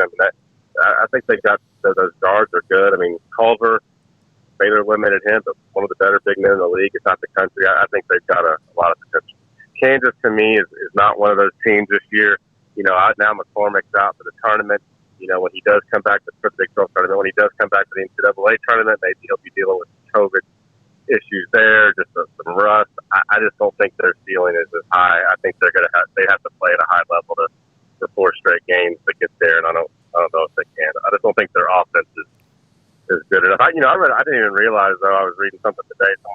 Someone said statistically this year, Kansas was by far and away the best defense in the league. Of course, you hear that, you think, well, my gosh, Baylor, they got the best defense out there. But I think when you look at the stats, I think Kansas is actually better, but I just don't know if they're good enough offensively to go very far. And I think after their very shaky start, I believe, I'm almost positive, I heard Bill Self in a press conference say that they finally bought in. Not that they knew that was how they had won before, but perhaps this team, it just took them a little while without Azubuike and without the guard. And that they just kind of finally it got to a point where you almost not hit rock bottom, but they finally just said, okay, we got to get better. Marcus Garrett playing the point, though, even though Davion's a great defensive player, he's been doing that. Did Marcus Garrett playing the point hurt him a little bit, even though he still ended up being a hell of a player on defense? Yeah, I just don't think Marcus Garrett is much better when he has kind of more of a lead point guard there, like Dodson. I don't think Marcus Garrett's a true point guard. He's not a huge assist guy. He's okay. I mean, he doesn't score very well at all. Doesn't have much of an offensive game, at least not compared to a Dodson or a Devontae Graham. Guys they've had there in the past, Frank Mason. So I think once you took Dodson away, it put a lot more pressure on him. Where I think he was a little bit better in a secondary role, could really thrive on shutting people down and things like that. So he still had a nice year. I mean, he's a good player, but I mean, when you look at some of the point guards they've had there in the past, I don't think he's quite up there at that level. So, Bill Self's the guy, especially when he has kind of a team that he's trying to not piece together, but a team that might not have the chemistry or is kind of new as far as playing together. It's kind of like a coach. He wants to break you down and then build you up. So, I mean, when they were struggling, I mean, I guarantee you, just having covered that team before, they were going through some rough practices and hell weeks and, question whether they wanted to be there. He was putting them through hell. And then one of those deals when they make it through his wrath, they come out a lot better for it. And I think, that we saw that when they played Baylor and when they had that nice little stretch here in the second half, and they've been on a great roll. And now all of a sudden they're dealing with some COVID issues, so we'll see how they respond. But I think this was one of those seasons, though, when he had to, really whip them into shape and get them to play like he wanted them to before we saw how good they could be. And now we're seeing it. The problem, though, is so I'll quit babbling, but my last point is this. Everyone says, well, the problem with Kansas is their talent level isn't what it used to be. Well, I mean, all the players on their team, when it comes to recruiting rankings and things like that, it's kind of similar to what Baylor has. I mean, David McCormick was a McDonald's All-American. Marcus Garrett was ranked number 1 in the state, I believe, at least for guards when he came out of Texas. I mean, so they've got nice pieces. I mean, I don't like hearing that excuse. I mean, there's a lot of teams that are out there winning and doing great things without perceived, one and done McDonald's All-American talent. So, and Baylor's one of them. So they've done a good job of developing their talent, and Baylor has, and getting them to play well together. I think Kansas this year, for whatever reason, I don't think they're quite up to stuff, at least compared to the past. All right, Jason, we're going to be kind of like a parent when you get to Kansas City. I don't know how far you have. Text us. Make sure you made it there. All right? Yeah, this call was great. You woke me up a little bit. Now I'm doing stuff and ready to see some basketball stuff. There you go. And Jason agreed. Right, yeah, good. Yeah. That's Jason. Jason's agreed to be with us maybe even tomorrow and Friday, depending on, of course, Baylor plays at 1:40, so we'll have that game ends about 3:30 or 4, and we'll have post game, and we'll maybe even get somebody to jump on with us, depending on what David K can provide for us, Athletic Communications, and then also Jason there to give us some feedback as well. When we come back, Craig Smoak on Skype. Paul is back tomorrow. Armstrong Sims runs the mothership. I'm David Smoak. When we come back, one quick note on the Cowboys, because we're about to hear Dede Richards. The Cowboys, on the same day they announced and had their press conference with Dak, have restructured the contracts of Zach Martin, Tyron Smith, and Lyle Collins, creating about $17 million in cap room. So even with Dak and getting a little bit of cushion with what his hit is this year, they still have to restructure. Now think about who they restructured. Tyron Smith still deals with that back. So you could keep pushing him back and back like they did in the 90s with Aikman and others, and eventually it wore out. Zach Martin will be fine, although he had an injury. Lyle Collins missed all of last year. So you keep doing that, and it's like a credit card. You might be able to pay it off in what do I call it, chunks, installments, but you got to pay it off. And there's going to be interest no matter how high that cap goes. And then also that gives them some opportunities now, not only with their draft pick money, they'll get that. It's different to have an opportunity to play a little bit during free agent. How much remains to be seen. I was asked a question by Nick, why was Kim Mulkey not the Big 12 Women's Basketball Coach of the Year? I wrote this down. She's won it 7 times. Wait a minute, where'd it go? She's now won it, I think, 7 times since 2012. 7 times since 2011. Sometimes coaches of programs who are expected to win, the standard is to win. When you're expected to be elite, sometimes those coaches are taken for granted. I'm not trying to compare the fan base. Some fan bases do that. But sometimes, they're supposed to be 22-2. Or they're supposed to win the conference. Kim still has won 7 Big 12 Conference Coach of the Year honors since 2011. Oklahoma State's Jim Littell, he did a hell of a job this year. You could still argue for Kim because this might have been her best coaching job ever because of where they were early in the year because of COVID and the loss to Iowa State and the loss of great players, Lauren Cox and others who moved on. Last year, Oklahoma State was 15-15. These are just facts, evidence. You have to agree with me. They were 17-7 this year. That's a nice difference. And they had their most ever Big 12 wins in a season, 13. They were picked to finish 8th in a conference with 10 teams, and they finished, I think, tied for second. So there's arguments always for somebody. It depends on whether it's in the eyes of the beholder. And Jim Littell, Coach of the Year. Listen, Kim chalks some things up. She might not say that. She wins championships, and she would not trade any of those for any kind of award. They do have work to do, and they're in Kansas City to do it. When we come back, someone whose legacy is amazing, a player that I think kind of like Nina Davis, Melissa Jones, among some others, that the fan base just absolutely adores, Dede Richards. Had a chance to visit with her thanks to Kyle Robarts, and Dede Richards is next on SicEm365 Radio. Ideal MRI. You have, just through life, you stub a toe. It doesn't mean you, tore a ligament. Didn't mean you broke it, but it hurts. And there's a difference between kind of, ow, damn it, that hurt, to then 2-3 days later, you don't walk very well. And there might be something that's torn or broken, even in your toe or your foot or your ankle or your knee, or it's maybe your calf muscle or maybe your shoulder or maybe your rotator cuff inside your shoulder or your bicep. All of those muscles or things that can hurt more than just, and after a day or two, it's not just a couple of Advil and you're fine. You can't sleep, you can't function, you can't even exist because it hurts so much. I'll never forget, for about a year or so, I kept having this deep pain in my right shoulder. Eventually, I had rotator cuff surgery in the July of 2015. Dr. David Haynes, an orthopedic surgeon at Southwest Sports Medicine and Orthopedics, he did it. I saw him the other day, in fact, walking into a tennis tournament. And it was something that did shut me down. It made me miserable. So if you have something like that that prevents you from sleeping or even working or doing something that just hurts, painkillers, stay away from them unless you're told to do it. Even then, be careful. Ideal MRI can help make sure they know exactly what that absolute miserable pain might be with their MRI machine, state-of-the-art technology, inside the Central Texas marketplace in Waco. How did Edward Jones become one of the biggest financial service companies in the world? By not acting that way. Financial strategies, one-on-one advice, it's a big difference. And that's why Brad Wilson, your Edward Jones financial advisor, makes sense of investing. Experience the difference for yourself. Brad Wilson, 250 Sharon Drive in Woodway, 254-776-4337. Edward Jones, member SIPC.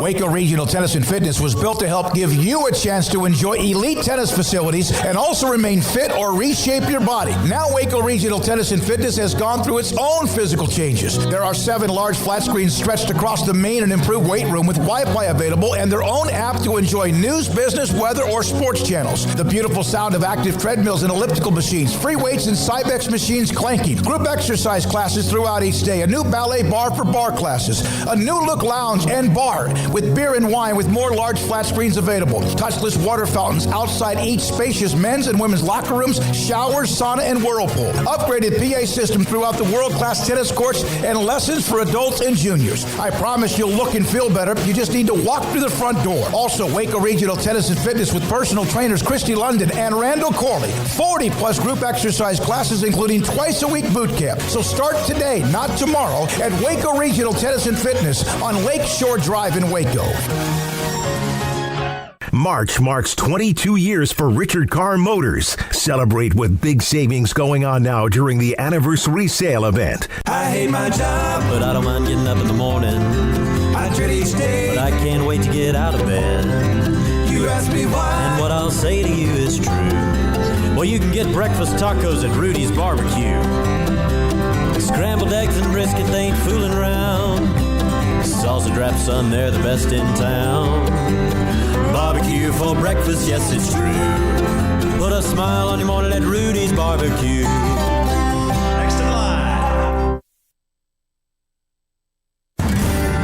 We've sent the nomination forms to area high school counselors for the 11th annual Academic All-Stars team, and we will find 20 elite student athletes who excel in both academic and athletic competition from Central Texas high schools.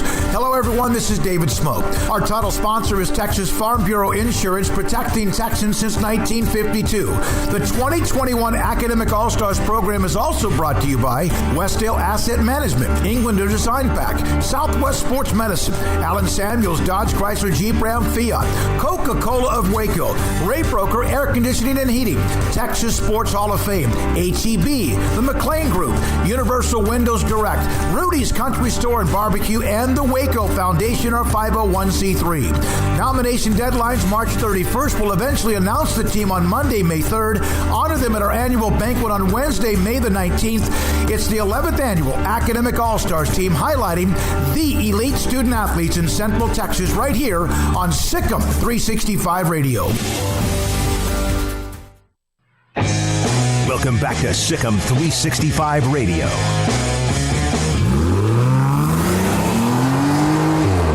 This segment on Baylor Athletics on SicEm365 Radio is brought to you by Richard Carr Buick GMC Cadillac, located at the Imperial Drive exit off Loop 340 in Waco. Proud supporters of all Baylor Athletics.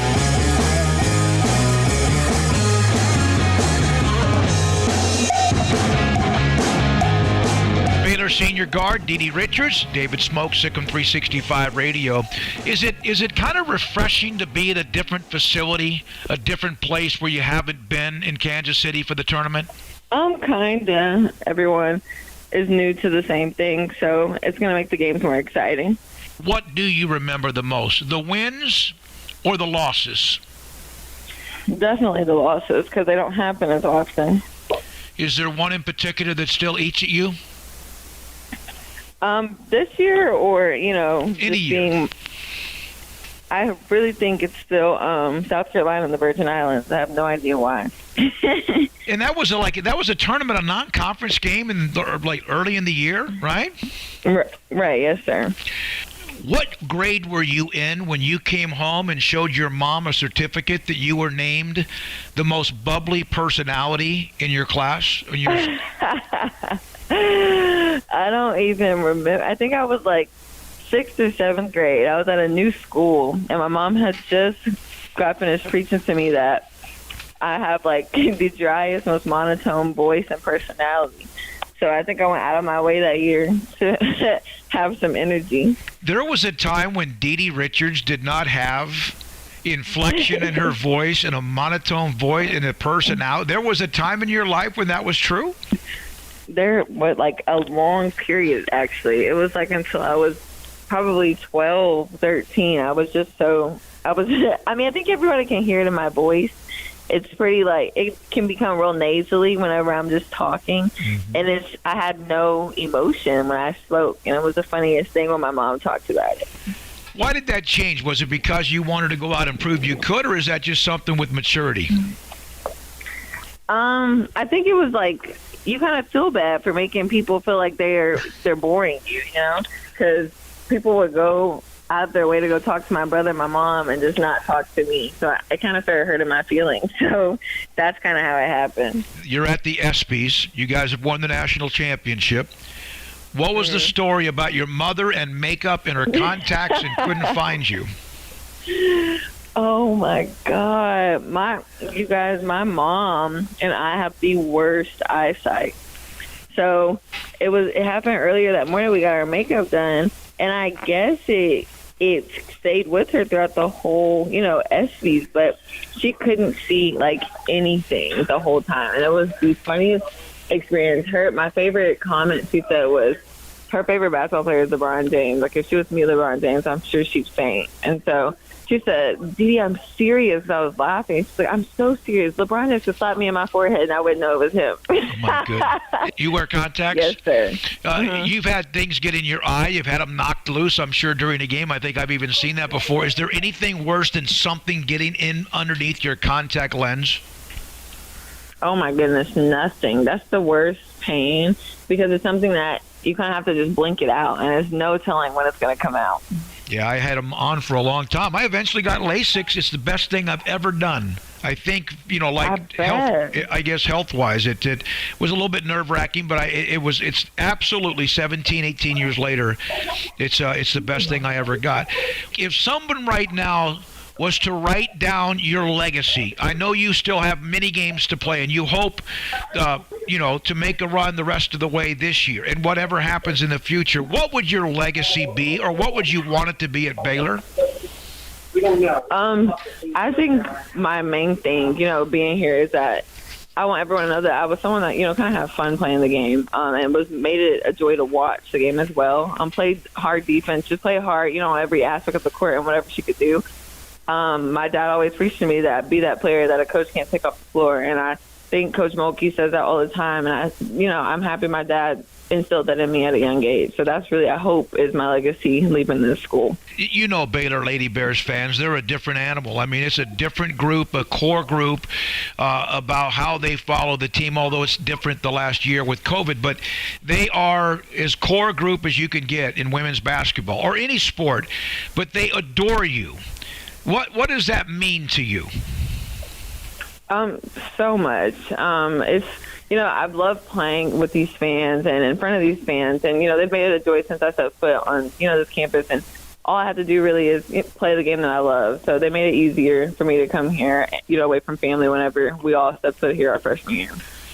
What about the sacrifice you made in becoming the point guard? There were times last season when they would put you out there. Coach Mulkey would have you run the point. What about the sacrifice? Was that much? Did you have to think much about that?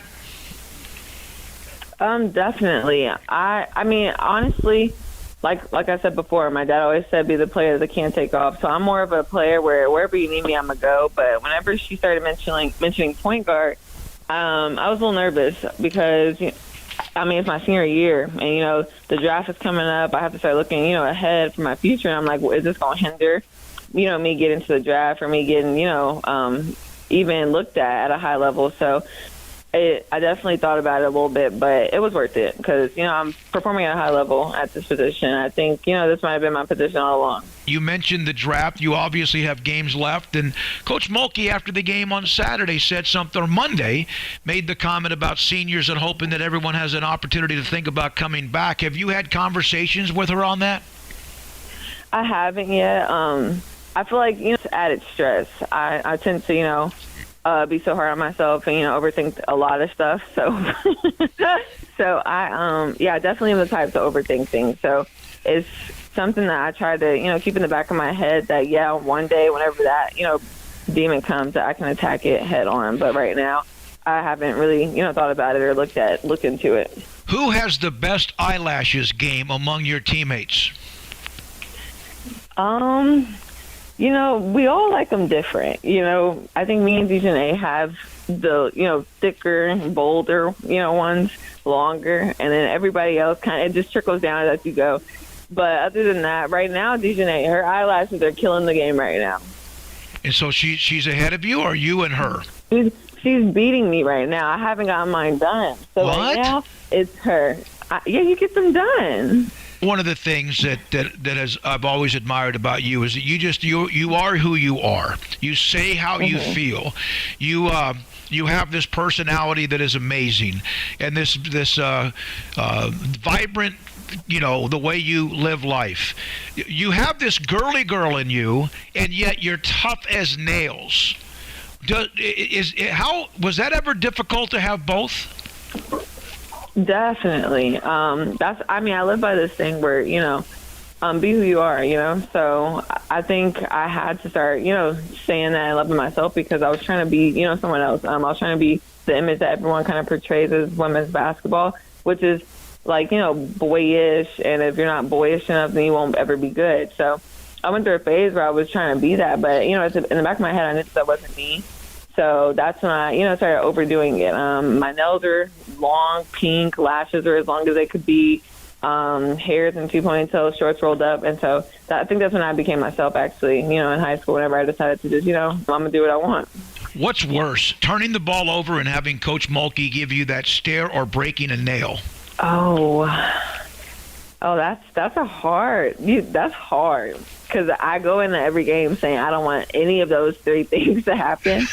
But I think right now turning the ball over gets under my skin more than anything. I don't know if it's the switch in position, but lately whenever I see turnovers, I cringe.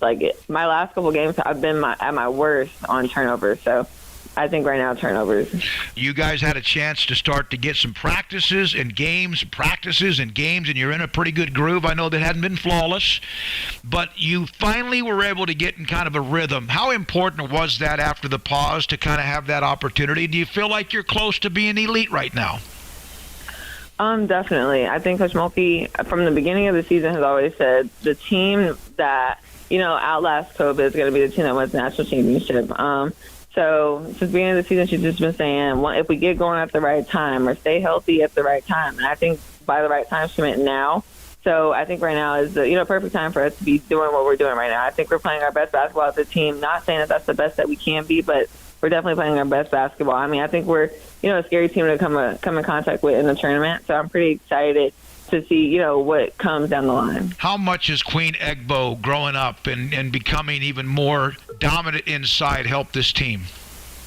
Oh my God, she is amazing, simply amazing. Right now, she is killing, boards. She's scoring at will. So I'm just, if we're riding her and Lissa's bus to the Final Four, I'm all for it. I'm all behind them.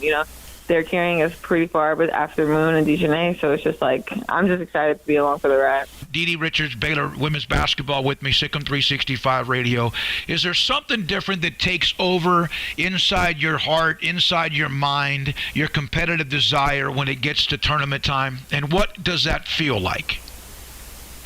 Definitely. I feel like anybody with a competitive spirit, when tournament time comes, it's win or lose, so you never want to be on the other end of that stick. And just knowing that every game, it could be your last, makes you play kind of differently. So I think that's kind of, the switch that kind of flips on in my, back of my mind whenever a tournament comes, is that any given time I can go home, and I don't want to be the first team to go home. I want to be the last team standing. So that's always been, my mindset going into the tournament. Dede, thanks for your time. Enjoy Kansas City. Thank you so much. It's always good talking to you. Dede Richards, Baylor Lady Bears on SicEm365 Radio. All right now, thank you, Dede Richards. Appreciate that so much. Right now, Waco Custom Marketplace, your home for live crawfish bags or sacks, 30-pound bags for $4.25 a pound. I don't like to do my own crawfish boils. Messy, time-consuming. I've been to some that are just amazing. I love to eat them, though. And you can have your own, or you can go to your own, or you as a group, or whatever, maybe on the weekend, whether you're on the lake or perhaps on your back deck or wherever you are, the crawfish boil, and you can get live crawfish. Today's Wednesday, so you have until 6 o'clock today to call Waco Custom Marketplace or go by their location at 425 Lake Air Drive. You have a little over an hour every Wednesday during the week for right now and for many weeks to come. Contact Waco Custom Marketplace and order 30-pound sacks of live crawfish. These are Alpha Dog crawfish, $4.25 a pound. But then after you order, if you order by Wednesday at 6, you can pick up your sacks of crawfish, the live crawfish, anytime after 2 o'clock on Friday or anytime they're open throughout the day on Saturday. Yes, they have fresh-baked kolaches, fresh-baked bread, fresh-baked cinnamon rolls, and much more every morning. In the bakery, the old hometown grocery store feel, the butcher shop. Get your own steaks cut the way you want them, exactly the thickness you want. Ribeyes, bacon wrap fillets, whatever it might be, and or pork, poultry, and also seafood as well. Waco Custom Marketplace, 30-pound sacks of live crawfish, ordered by 6 tonight. Pick it up after 2 Friday or anytime on Saturday and enjoy the delicious taste of live crawfish at a shrimp boil, a crawfish boil, mushrooms, red beet potatoes. They have it all. They have the seasoning, too, at Waco Custom Marketplace, 425 Lake Air Drive in Waco. Ram Truck Month means special pricing on new Ram trucks at Allen Samuels. The 3P Motor Trend Truck of the Year, Ram 1500 Lone Star Crew Cab, has special values up to $7,250 or 0% for 72 months, plus $3,000 in combo cash. Visit the customer award-winning Allen Samuels, located at 201 West Loop 340 in Waco, for the 3-time Motor Trend Truck of the Year, Ram 1500 Lone Star Crew Cab. Ram Truck Month is going on now at Allen Samuels, your friend in the car business. See dealer for details. All offers have credit requirements. Boozers is the wedding ring store and more. If you're ready to get engaged or already married and want to upgrade your wife's ring for a special anniversary, Boozers is the place to go. With the largest selection of premier quality diamond engagement rings and wedding rings in Central Texas. They have 7 cases with over 300 styles of rings from top designers like Natalie Kay. Choose from yellow, white, or rose gold, plus beautiful top quality loose diamonds. With an in-house jewelry, they can also custom make anything you want. Bring in a picture or drawing and let Boozers create your one-of-a-kind pendant or ring. They can even use some of your old gold and diamond jewelry to create something new. At Boozers, you'll find a great selection of quality timepieces, and Boozers is the place for expert watch maintenance and repairs, too. They specialize in expert Rolex watch repair for fine jewelry, watches, custom work, and more. Go to Boozers on Valley Mills and Lake Air Drive in Waco. Boozers, the wedding ring store and more. Born in Waco, Brotherwell Brewing exists to serve the Central Texas community with locally crafted beer of the highest quality. They want to bring Central Texas closer to the brewing experience so everyone can enjoy well-made beer as much as they do. For 2.5 years, they've been bringing high-quality beer to Central Texas at their location on Bridge Street in East Waco. Brotherwell Brewing believes in community and bringing people together to enjoy products made in their community. So for your game day, whether it's a tailgate or at home, stop by Brotherwell Brewing for high-quality craft beer made right here in Central Texas, 400 East Bridge Street, and check them out online at brotherwell.com. With so many companies and policies out there, it gets so confusing shopping for insurance, and I never know if I'm getting the policy that's right for me. Luckily, I met the team at the Niche Group Insurance Agency. With the Niche Group, you can go to one company and get access to coverage options from many insurance carriers, and you get to speak to a real person about your specific coverage needs. With the Niche Group, I know I'm getting the right coverage at the right price. If you need insurance, talk to the experts at the Niche Group at 1-800-258-8302. At Baylor University, students can shine in their own way. Or should we say their own ways? Because there's no limit to the ways Baylor students make the world a brighter place. Whether they're leading a student organization or following a higher calling, getting advice from faculty, or taking part in world-class research, pursuing their dreams, or working toward their dream job, students find their place to shine at Baylor, where lights shine bright. At Ideal MRI, we feel blessed to be part of the Waco community. We're a small family business here in Central Texas. At times like this, the cost of healthcare has never been more important. And unfortunately, significant illnesses and injuries still occur. And that's why Ideal MRI is open and here to serve you through this difficult time. So if you need an MRI, ask your doctor about Ideal MRI. You can schedule online in minutes at idealmri.com or call 833-IDEAL-MRI.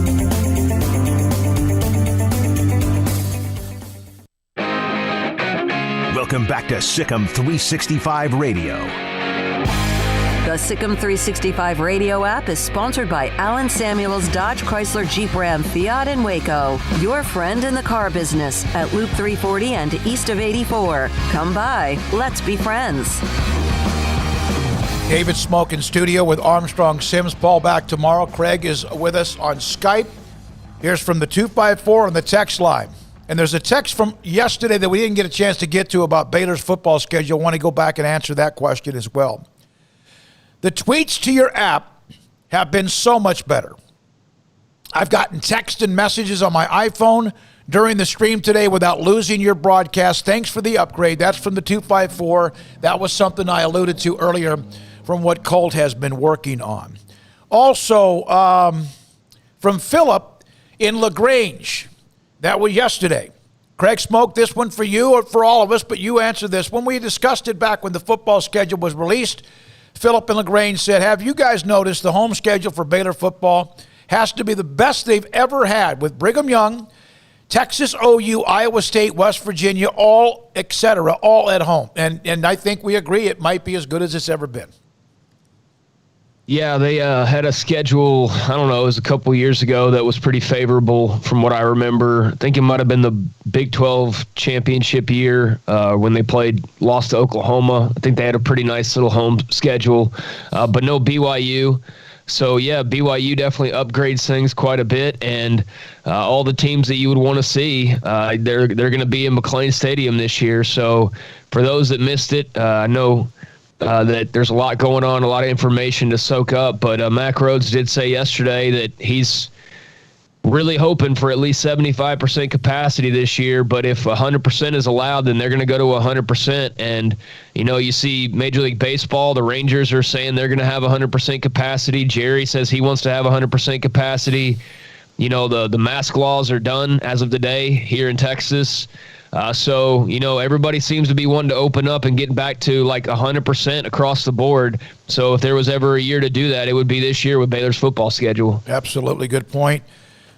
Nick on Twitter, hey, Smokey, is this the Onion in reference to that website about Jim Littell winning Coach of the Year at Oklahoma State? I tried to summarize this on Twitter. Not sure I did it well enough or not, but usually the coaches who have teams and franchises that win consistently have been overlooked or get overlooked because they're supposed to win, but at times it's more difficult because you have a standard and the expectations are crazy. But Littell at Oklahoma State, in this case, Oklahoma State was picked 8th. They finished 2nd, had their most ever Big 12 wins in a season, 13, and they went from 15-15 to 17-7. So there is an argument for him as well.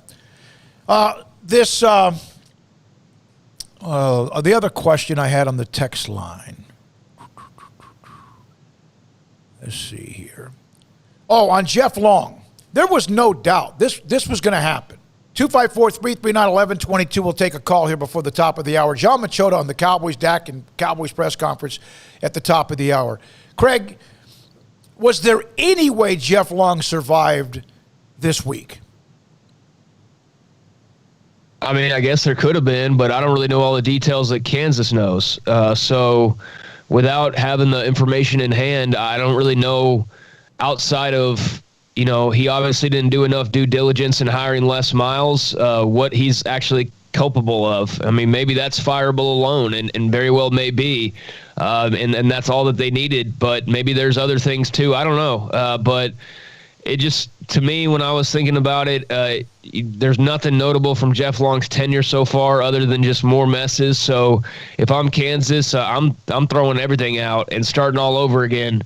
That's what I would do. I don't think you want to bring Jeff Long back and just have just the coaching change. I think you need to scrap the whole project and start over. I mean, KU, they've got basketball, but not even basketball was at the level that it's typically been at, or at least so far it hasn't been. So they just need a total makeover. They need Chip and JoJo to come up there and put and do their thing and totally turn that thing on its head. So I'm not surprised. I don't know if it needed to happen, but from my standpoint, I would have done the same thing if I was Kansas. All right. There's a story from San Antonio, the UIL girls state tournament, which was played last year. It was the boys tournament that got shut down like a day into it.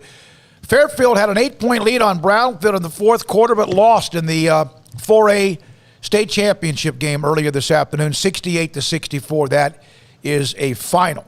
68-64, Brownfield wins. They're the only team out of Greater Central Texas that made the state tournament. Craig, anything else that caught your attention today as we take the top of the 5 o'clock hour break in a moment?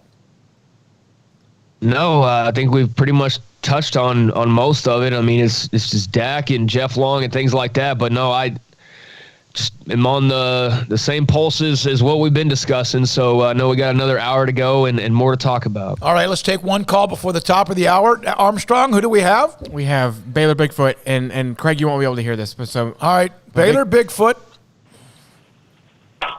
Hello? Yep. Hey, guys, it's Baylor Bigfoot. Double means on the phone. First time, long time. Hey, guys, sorry if the cell phone service is bad. I'm on my new yacht right now. Thank you to Bigfoot Jr. for the stock tip to buy GameStop stock.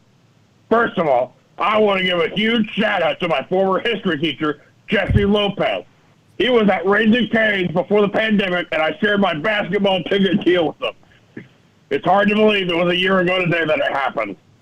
Also, I'd like to congratulate Dak Prescott on his re-signing with the Dallas Cowboys.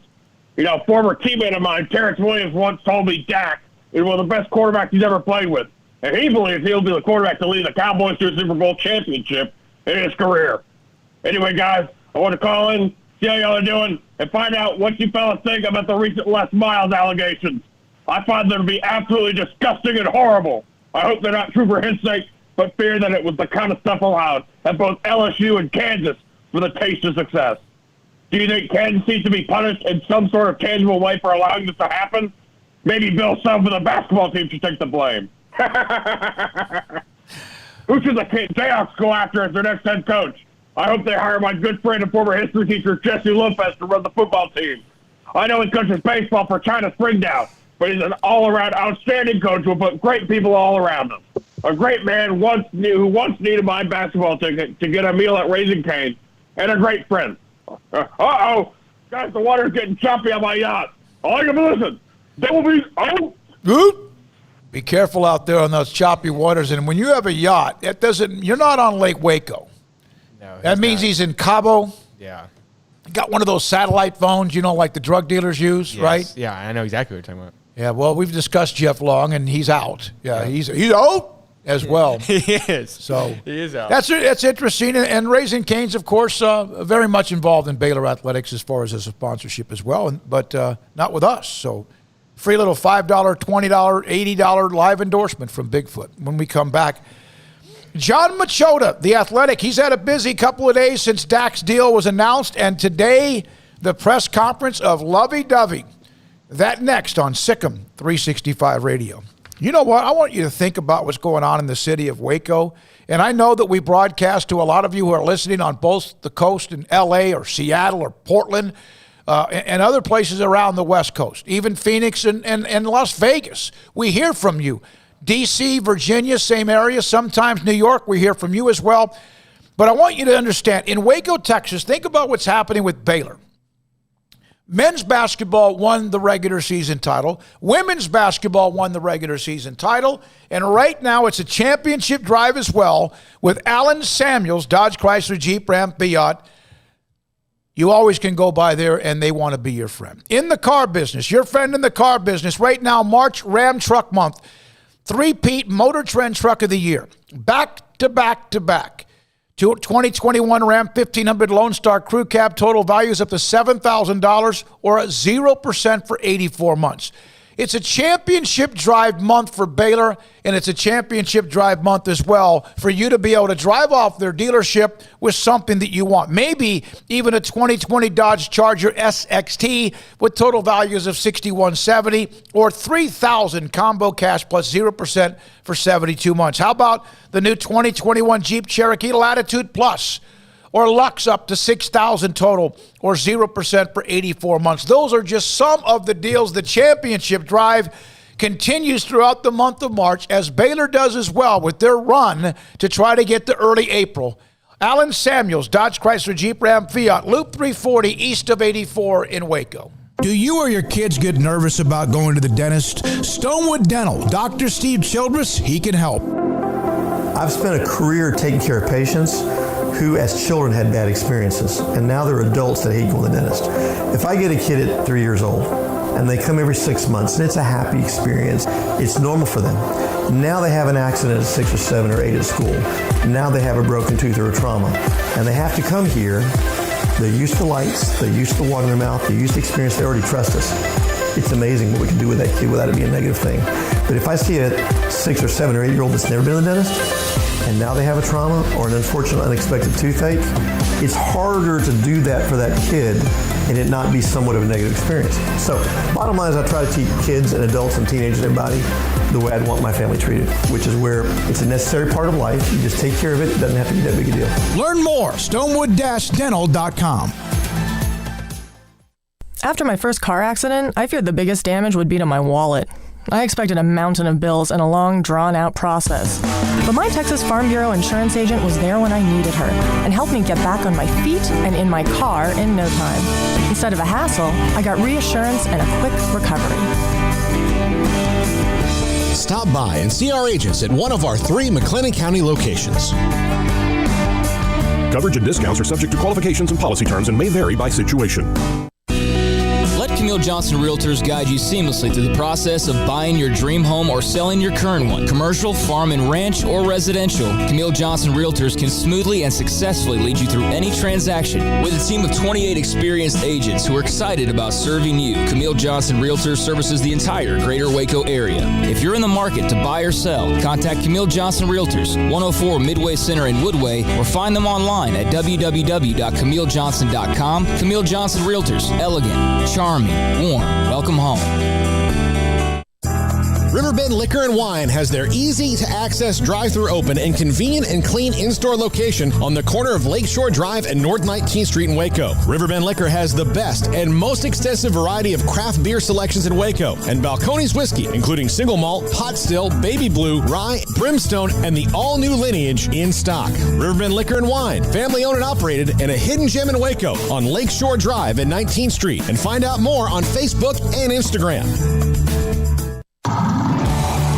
It's time to fire up the grill, heat up the oven, or get that deep fryer going to enjoy the top quality products at Waco Custom Marketplace. Order 30-pound sacks of live crawfish by 6 on Wednesday. Pick up on Friday afternoon after 2 or Saturday. Enjoy the weekend. 30-pound sacks of live crawfish available right now for $4.25 a pound. Find all the crawfish boil ingredients you need, including red beef potatoes, sausage, corn cobbettes, and Louisiana boil seasoning. Make your order for live crawfish by Wednesday at 6. Pick up on Friday after 2 or all day Saturday, and enjoy the weekend. Waco Custom Marketplace, your home for fresh baked kolache, cinnamon rolls every day. Butcher shop to cut your steaks the way you want. Fresh seafood, summer sausage, boudin, house cured and smoked bacon, spices, seasonings, soup mixes, and more, and weekly gift boxes for any occasion. Waco Custom Marketplace, 425 Lake Air Drive in Waco, or WacoCustomMarketplace.com. Welcome back to SicEm365 Radio. It's time for our weekly segment with John Machota of The Athletic. Brought to you by Pioneer Steel and Pipe, where customer service is their main focus, and best in metal, steel, and pipe for large or small projects, with 2 locations in Waco and Bryan. Family owned and operated since 1943. Prescott going end zone. It's caught for the touchdown. Dalton Schultz. The 5 o'clock hour is sponsored by Edward Jones Investments, with financial advisor Brad Wilson. Investing is time and experience back to you and your money during today's changing times. Edward Jones, making sense of investing.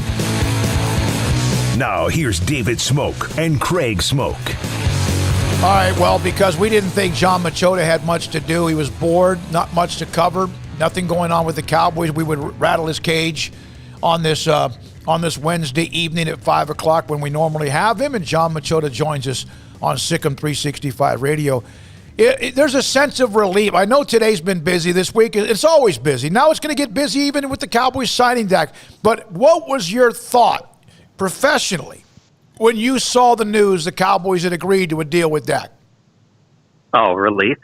That I can move on to something else, and that I don't have to constantly be worried about, like, you know, reporting on this, and then if it breaks, being in position to, you know, tweet and write about it and things like that. So yeah, selfishly, there was definitely relief, but I feel like it was probably like that for a lot of Cowboys fans and most people within the organization, that, you know, that it's just such a big piece. Isn't like any other player on the team. It's just such an important position, such an important leader.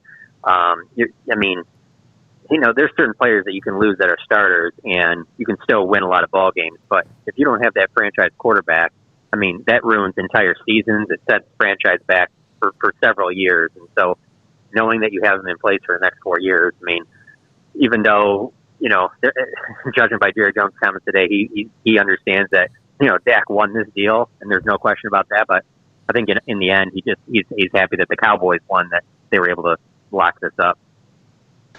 So, John, in seeing some of the numbers, hearing, the details of the contract and everything that goes with that, what were your initial thoughts? Is it about in the ballpark that you expected?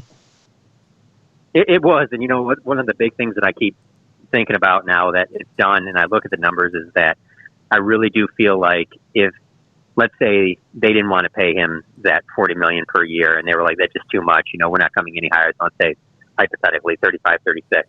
Like, there's not a doubt in my mind he doesn't get 43 to 45 on the open market. If they just were like, we're letting you go, we're not even tagging you, you go to free agency right now. Like, he gets even more than he got from the Cowboys if he goes to free agency, because then you have all these teams that are looking for quarterbacks bidding on you, and that's going to be a lot more than just two bidding against each other. It's going to be several, and you don't know who is going to jump in the mix there. I mean, you can only project it, but I feel very confident he would get a lot more than that. And to be honest with you, I really think that Josh Allen's deal is going to get done in the near future. Lamar Jackson's deal is going to get done in the near future. And they're going to surpass Dak's contract. There'll probably be other ones as well. So, I felt like when he went into this past season under the franchise tag, I felt like it was going to be in that neighborhood of 40, between 38 to 40. I will say after he got hurt, I thought maybe it would drive it back down around 38, where, he'd be just under Deshaun Watson. But clearly that wasn't going to be what got it done. So, but not only that, I mean, he won big too because he got the no trade clause. They can't franchise tag him again. So, I mean, those are two huge pieces too that he wanted before and they weren't willing to budge on. But then this time around, they came to an agreement on that. And so, there's not many ways that you look at this that you don't see Dak Prescott coming out as a big winner here. Well, Jerry and Steven and the Cowboys are about as good as it gets when it comes to putting on a smile. Putting on everything's fine, happy, joy. And they should be. They have their quarterback locked out no matter the money. And he gets his money. And so now the bottom line is that can he perform at that level? But was everything from top to bottom happy, joy today? I felt like it was. There were a lot of people that got a chance to ask questions. But finally towards the end there, when I got a chance to ask a couple, I asked Steven and Jerry if there were ever any moments like the Deion Sanders moment, the infamous, Steven going and putting his arm right into Jerry and pushing him up against the wall and got physical with him because, he was real nervous about them doing that deal because of the money that they were about to pay Deion Sanders. And so I asked him if it ever got to that point between the two of them during these discussions, and they said that it never got close to that they knew that they were always going to have to get this done some way or another. And so they were pretty much locked up on that. And then even, after the press conference was over, Todd France, Dak's agent, talked to a group of us, and that's one of the first times that, I've seen anybody really talk to him. I mean, that's one of Todd France's things. He doesn't, operate through the media and things like that, but I mean, he was obviously willing to talk today because the deal's done in that.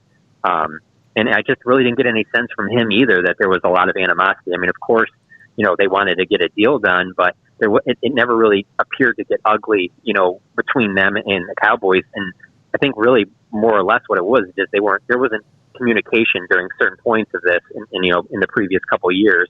And it was more about everybody coming together and just kind of hammering this thing out. It was interesting too, though, that Todd France said that, he saw some people reporting that, this whole deal came together in like a day or whatever. And he's like, yeah, that definitely is not the case at all, that they've been working on this for several weeks now.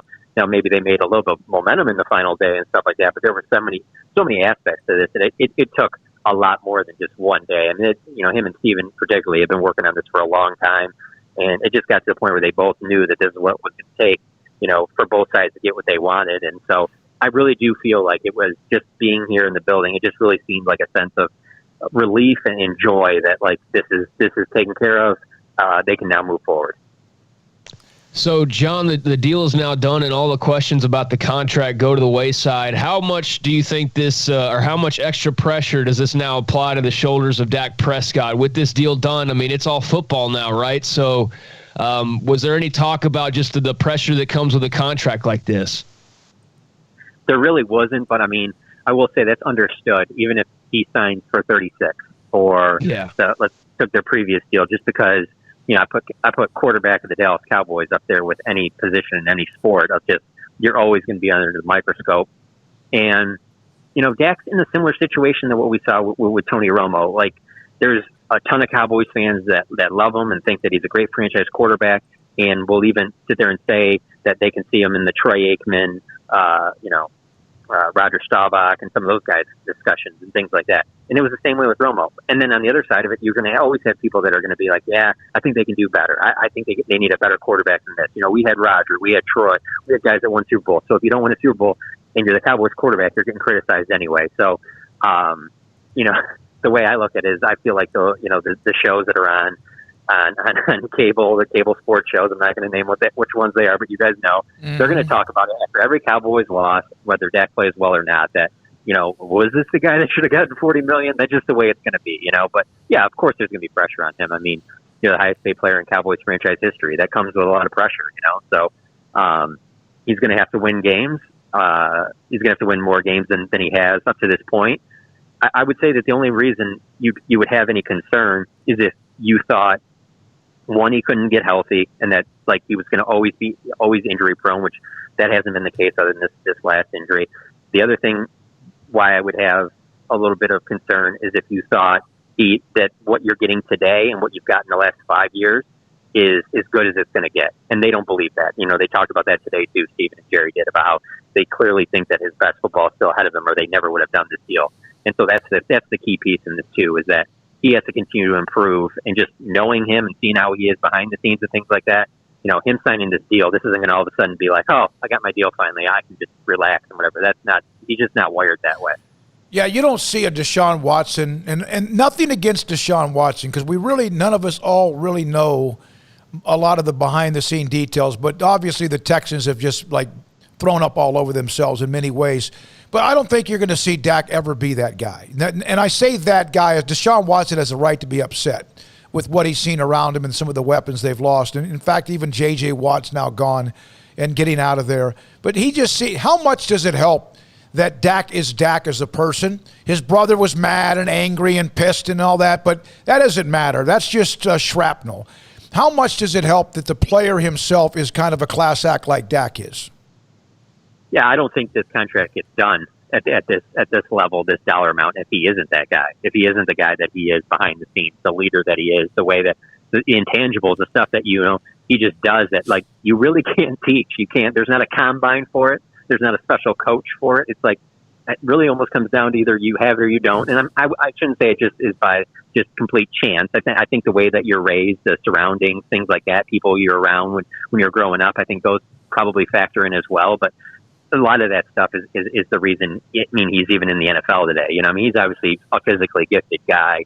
A big, strong quarterback, and he has obviously a strong arm in that. But it really the intangible stuff behind the scenes, his leadership, and that stuff was mentioned several times today by Jerry Jones. It's just those are the reasons that if they even had a little bit of concern about on the field of well, I don't know if he's going to get much better than this, and we're going to have to put a heck of a team around him for us to ever even take that next step. While they could even have those concerns, I still think at the end of the day that they would have been kicking themselves if they were to let him out of the building and go to another team, because they had him in their backyard. They know how good he is behind the scenes, how everybody follows him, and to lose that and gamble on getting another guy and hoping he has that stuff and is a better player. It's just such a bad bet, and it wouldn't make any sense to do anything like that. They've been around him; they know him better than anybody. To me, it's basically a no-brainer to keep him as the quarterback. So, John, with all the money they're kind of moving around, the restructuring they're doing, and the things behind the scenes to make all this contractual stuff work, what does that mean in the big picture? As far as the team goes, for the layman out there, with the restructuring, how does that matter in the long run? Well, so today they officially restructured the contracts of Lyle Collins, Zach Martin, and Tyron Smith. So that frees up about $17 million. And so really what that is that's so that they have a little bit of money to play with during free agency. So it's going to be a free agency period like it's been, the last 5-7 years here. They're not going to be a big player for anybody. At least that's not the plan right now. I say that, but you never really know because of the fact that we don't know what the market is going to be for a lot of these guys, because it's not like the Cowboys are the only team that has a salary cap that's being dropped down this year. Every team's dealing with it. That's why you see so many guys getting released and cut. I think there's going to be a lot of one-year deals out there because guys want to get back to free agency. So while I sit here and I tell you don't expect any big free agency moves, you also can't 100% rule it out, because you could get a guy that's willing to play for only 1 year because he's like, yeah, I know I can go to that defense and I can ball out, and then I'm with the Cowboys, and then I can go to free agency next year and I'll get a huge deal. I mean, you don't have to go back and dig 5-10 years ago. Literally look at what Robert Quinn did to get that contract from the Bears. I mean, everybody that watched Robert Quinn play for the Cowboys were like, yeah, he's a good player. But when he signed the deal with the Bears, you were like, the Cowboys are never going to pay that. So I think that they have enough money right now for this year to make some moves. And then in future years, the cap's going to go back up. But the money that they're getting from the legalized gambling, the new TV deals and that, Jerry's hinted at that multiple times today about how, he knows where this, everything's going, and where the salary cap's going to be. And so by no means is that they signed Dak and now they can't do anything else. They'll still be able to do the moves they've done in the past. But the thing is that these moves they've done in the past, those got them to the divisional round. That's as far as they've gotten them. So now it's about, they have to, Dak, other players, they have to elevate their game, because these deals aren't being done. Dak wasn't signed today. This contract wasn't done because they were like, let's just keep winning the NFC East and getting back to the playoffs. No, it's done because they think he has a chance to take them to a Super Bowl. And sometimes they haven't even won the NFC East as well. So they have these compensatory picks. There's 4. They have the 10th overall pick in the draft. Now they have restructured some contracts, and so there's a lot of things to play with. But when you restructure Tyron Smith, who has a back issue, and then Zach Martin, who was out a bunch of last year, even though he's young, and then Lyle Collins didn't play at all. I get what they're doing, and they have to do that to make room for them to be able to go out and get some more toys. Even with the cap going up, isn't there a time that the credit card that you pay in installments is going to want you to pay 21% interest? There's going to be a time when this hits if you don't take advantage of it? Absolutely. And there's a risk in it. But there's going to be a risk anytime you're dealing with in a league where there's a salary cap. And so, yeah. But they're willing to take that risk. And really, to be honest with you, you can tie it back into Dak. What it comes down to is that when that credit card bill comes due, you're going to be in a position where you can't spend as much money.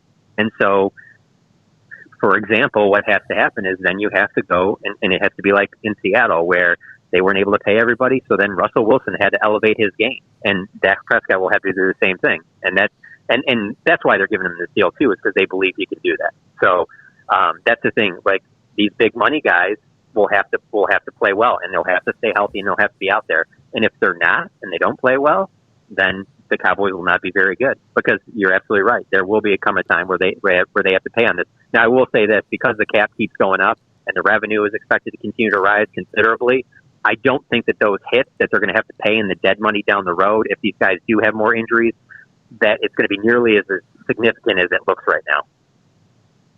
So, John, obviously we're going to have the draft is going to take center stage. There's going to be workouts and all of that that they'll be preparing for.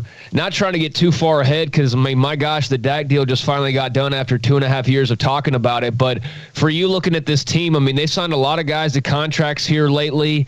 What's kind of on the forefront as far as you looking out on the horizon is like the next big thing or the next big check mark? They seem to have taken care of a lot. What are you kind of eyeing in the future? For me, every single thing, and I think that in the organization, just getting a sense from being here today, focus now shifts completely to fixing this defense. And I think hiring Dan Quinn was a smart move. I think that most of the pieces that they have on this defense fit better to the scheme he wants to run as opposed to the scheme that they ran last year. So I think just that alone will improve the defense. But also, they have to improve with several pieces in the draft. That's where they're going to make the biggest jumps there. Those are the guys that they have to hit on because, again, with these big contracts that we just got done talking about, you have to hit in the draft now because those are your bargaining chips. Those are the best bang for the buck is when you get a guy in his rookie contract. And so they're going to have to hit on these picks. And so, while I'd say right now that I think that they'll probably pick at 10, I do think it would be wise to look into trading back and adding some more picks. Part of that is I just don't think that there's a guy at 10 that just really is blowing me away right now. But then again, I didn't think CeeDee Lamb would fall to him last year where he did, and I didn't think Trayvon Diggs would fall to them in the second round. So sitting here right now, what am I going off of? A bunch of mock drafts and a few people I've talked to. So, things change and a lot will change between now and the draft. But regardless, however they do it, where they're picking at, how many picks they make, the majority of it has to be on fixing the defense, and particularly on the back end. I mean, they need to get better on the back end. They need to get, more depth at safety. They need a starting free safety that can make plays on the ball. I mean, those are the type of things, and you can never have enough defensive linemen. You have linebackers that have dealt with injury concerns and play that's dropped off on the field. So there's really nowhere on the defense where you're like, well, this is set. So that's where the shift of focus should all go right now. You should feel comfortable about Dak Prescott leading an offense that is loaded, and I do think that last year was an anomaly on the offensive line with as many injuries as they had. So they should be better there. With the weapons they have on offense, you have Kellen Moore still in place. Mike McCarthy is obviously an offensive coach. Offense should take care of itself, but this defense, at very worst, has to be at least middle of the pack next year. And I don't think that's too much to ask. No, if you get up into the 15 and 20 range, it's worth probably at least 2.5 wins, maybe more, or maybe 3 or 4 if the offensive line can all be intact or most of the time. So, John, we know those of you who are beat reporters, beat writers, beat columnists, whatever, TV reporters who cover the Cowboys, are kind of a fraternity sorority. It's kind of a group. We're all, and we don't get to come there much because of what's happened the last year. But you mentioned you just hoped that you were in a position to do something about the story when it came down. We know David Hellman was trying to have a date. You guys are going to give him hell, right? I mean, you gotta. We had him on Tuesday night, and that was interesting.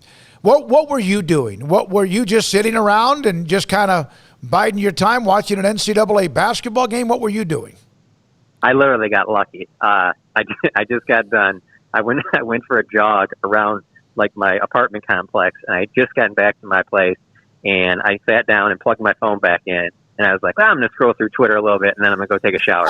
And I'm scrolling, and I was like, and all of a sudden I got like my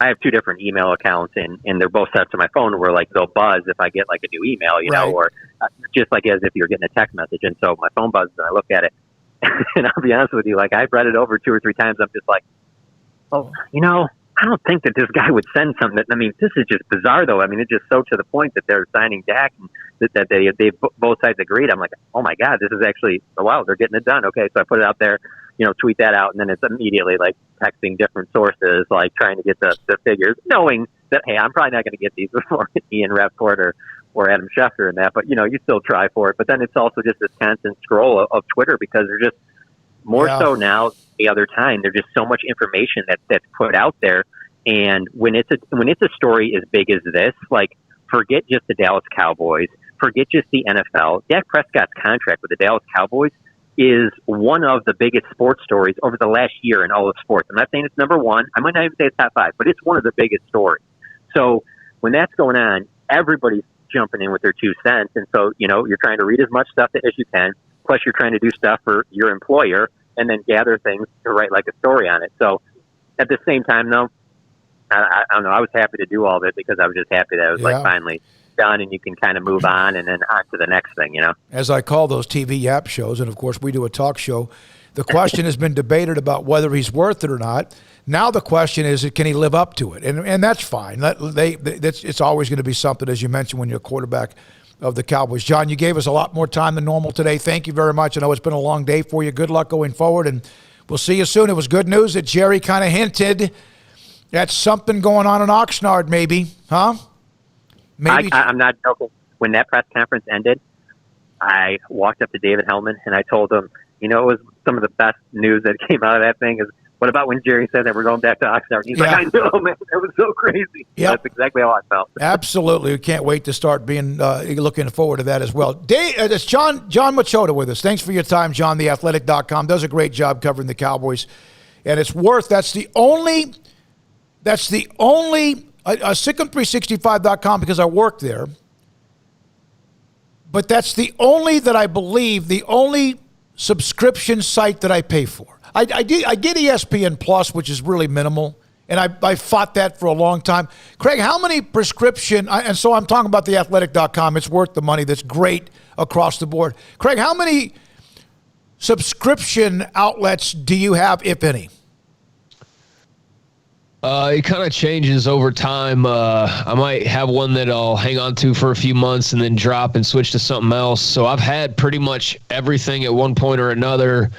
But at this point, I think I'm down to Netflix, and Disney Plus is pretty cheap. Disney Plus is like less than $5. So I actually like just hang on to that one because it's so cheap that it's just a nice option to have. So yeah, like really those two. Obviously you got like the Hulus and the Amazon Primes, but I don't have Prime active right now. So yeah, I think 2 is, but I've had like 5 at one time. You got to be careful with that, like, cause you could sign up for a bunch of them. Next thing you know, you're paying like $50 just for 5 different subscriptions. So I try to be mindful of that. Yeah. And then on top of that, like I said, theathletic.com, I don't think that's much. It's like a one-time deal, but, for the year, I believe, and I have it. But yeah, I do have Amazon Prime, and it is worth it. I mean, what you get, the immediacy from them is amazing. When we come back, I'm going to have a picture. A radio talk show host in L.A. Armstrong, did you get my email? I would like to know, when we come back, there's a tweet from a radio personality in Los Angeles that did a promotion to raise money that I can tell you right now, other than picking up or grabbing a snake, which I would never do. I did a boa constrictor in the studio a couple of times, maybe about a year ago. And that and I had to probably take a couple of those CBD M&Ms or whatever you call them, gummies. This promotion, this picture I'm about to show you, how many of you would do this? Could you do this? Because I'm telling you right now, there is absolutely no way I would be out. But we'll come back with that next on SicEm365 Radio. Dr. Kent Petty can help you feel good, help you be the man you want to be the high-performance man you want to be. Dr. Kent Petty at PettyClinicLowT.com. Low T therapy. It's something that I don't know when all this started, but I know Dr. Petty was ahead of the curve in Waco, because so many of you had to drive to Dallas or Austin, pay more, drive there, take time to get whatever you needed when it comes to low T therapy. So right now in Waco, Texas, Dr. Kent Petty has a huge chunk of customers, patients, needing to make sure their testosterone levels are maintained so they can be the high-performance man that they want to be. And this means energy. Maybe you just don't feel right. It's not that you're not feeling good because you're sick. It's not because you're not getting enough sleep, although low testosterone could affect your sleep habits as well. Perhaps you don't perform as well at night in the bedroom. Your sex drive, your endurance is not what it needs to be. It's something, if you watch television today and you see all the commercials for things like that, it's everywhere. It reminded me of the days back in the old .com companies when you had one of those .com commercials after another. There are low T or ED products all the time. Dr. Petty can help you with that. Dr. Petty can help you become the high-performance man that you want and need to be. All you have to do is go online, PettyClinicLowT.com, tell them Smokey sent you, tell them I told the story, and then contact them. They'll set you up with blood work, look at your results, look at your test levels, your blood levels, and if you need testosterone, a little bit of a boost, he'll give it to you with low T therapy at PettyClinicLowT.com. From the first workout to the last practice, sports is an incredible and rewarding challenge. Hi, everyone. This is Dan Ingham with the First National Bank of Central Texas, and we're proud to support each athlete, every parent, and our educators. From families, small businesses, to the biggest industry, we're here to help. With remarkable products like mortgage lending, we've got banking ideas that fuel big dreams. The First National Bank of Central Texas. Familiar faces making local decisions. Member FDIC, Equal Housing Lender. One size fits all. That may be all right for an adjustable belt or cheap sunglasses, but when it comes to your financial needs, no one wants a one-size-fits-all strategy. Cam Heathcott, your Edward Jones financial advisor, knows that his most important goals are yours. That's why he takes the time to understand your needs, knowing you. That's how Edward Jones makes sense of investing. Cam Heathcott, covering Conroe and Houston, 936-756-7717 or cam.heathcott at edwardjones.com. Edward Jones, member SIPC.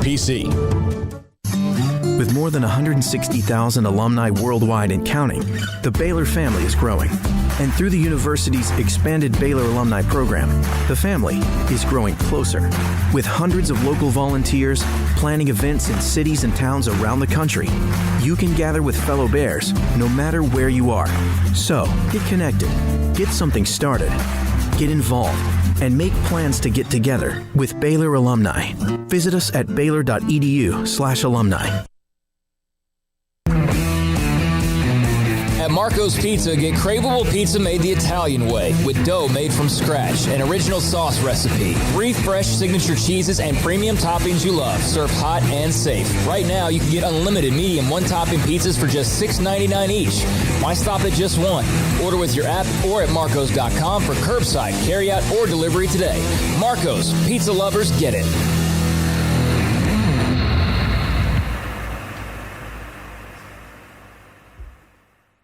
With so many companies and policies out there, it gets so confusing shopping for insurance, and I never know if I'm getting the policy that's right for me. Luckily, I met the team at the Niche Group Insurance Agency. With the Niche Group, you can go to one company and get access to coverage options from many insurance carriers, and you get to speak to a real person about your specific coverage needs. With the Niche Group, I know I'm getting the right coverage at the right price. If you need insurance, talk to the experts at the Niche Group at 1-800-258-8302.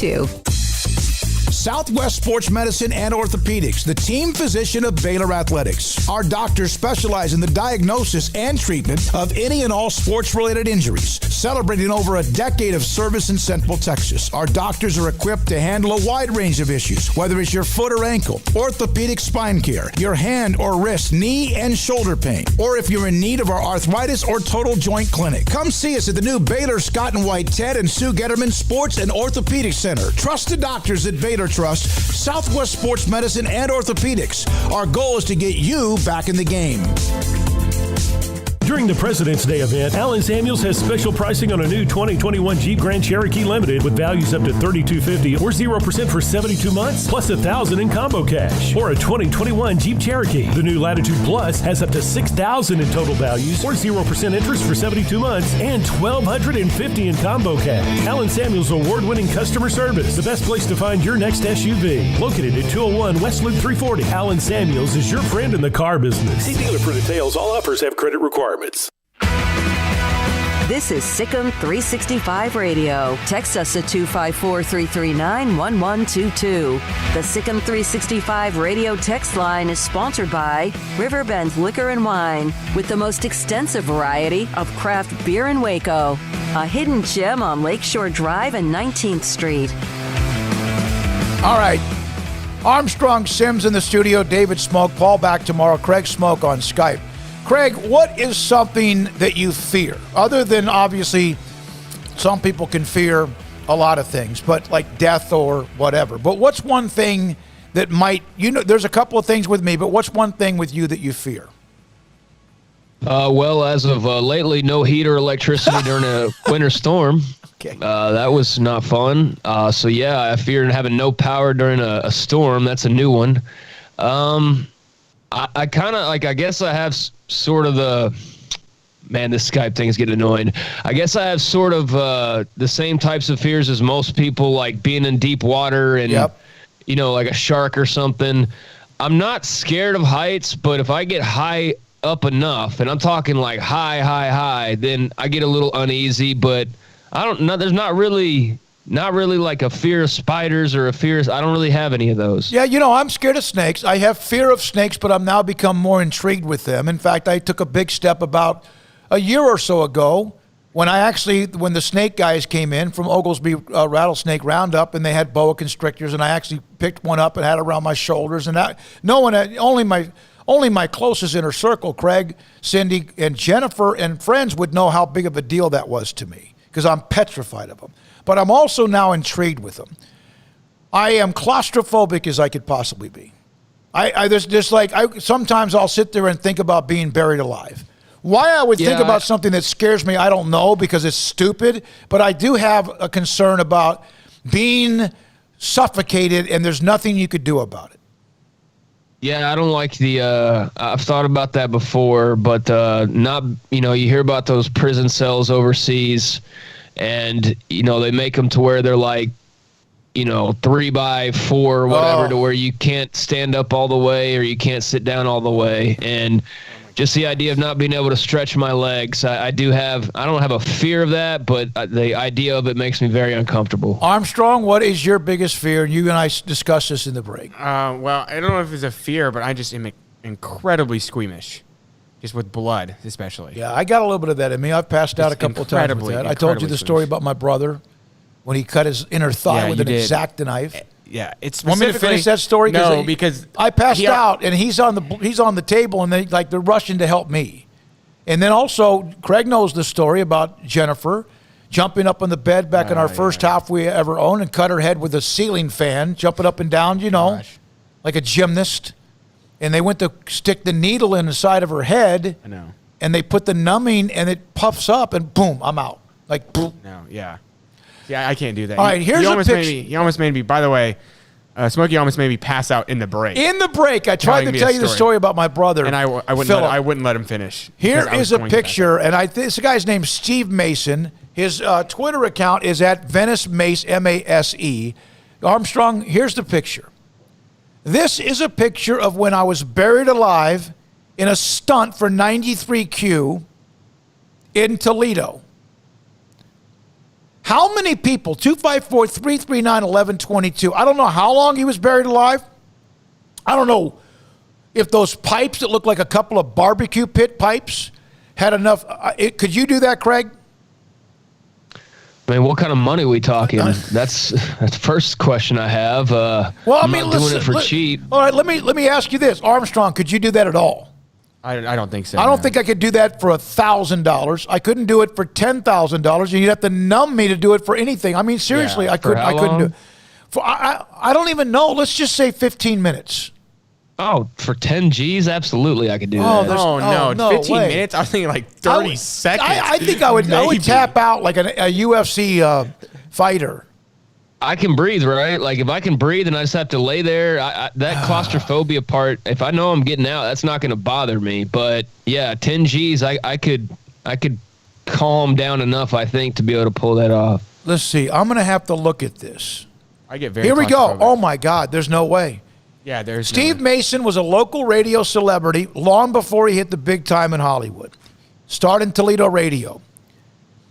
In 1986... he was at Bowling Green State University. This has the story here eventually. Well, the thing about being buried alive is the one part that it's not freaking me out, or probably wouldn't freak me out, but for those who might get nervous about it and have a hard time, I think the most difficult thing would be that if you reach that point where you're flipping out and you really got to get out of there, they don't just like open a door if you're buried alive. No, like, it takes time. You have to just sit there and wait for them to then get the shovels and get you back up. That would be a bit annoying for sure. Here is what happened. A bit annoying, yeah. You know how long he was buried alive, Craig? You said 15 minutes. Yeah. In 1989, he was buried alive in a coffin for 48 hours. See, like, I without wouldn't do that, food or water. That's insane. To emphasize the importance of education and raise more than $200,000 for Toledo schools. I don't care if it would have raised $200,000 for me. I couldn't do that. I don't think I would even do it for. I don't think I could do 48 hours. I mean, no. It would have to be like $1 million to do 48 hours, 2 whole days of your life just sitting in a coffin. Like that would have to be like $1 million. I don't know. At the starting point for me to even consider that. I get claustrophobic after 10 minutes in IKEA.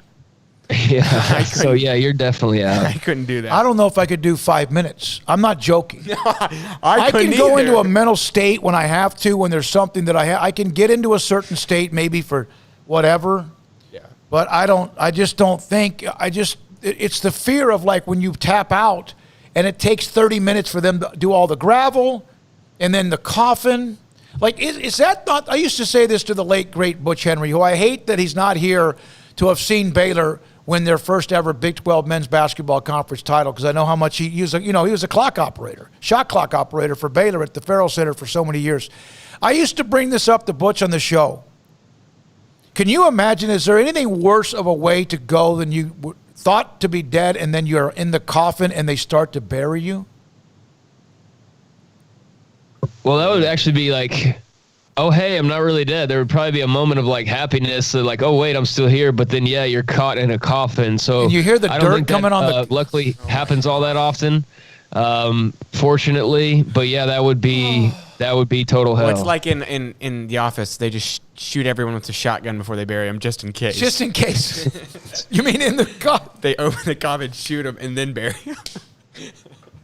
Just to prevent that, 48 hours, Craig, you do it for $1 million. No, I'm saying the starting point to even negotiate 48 hours would be $1 million. No, I mean, that's like 15 minutes for $100,000. Yeah, I'd do that.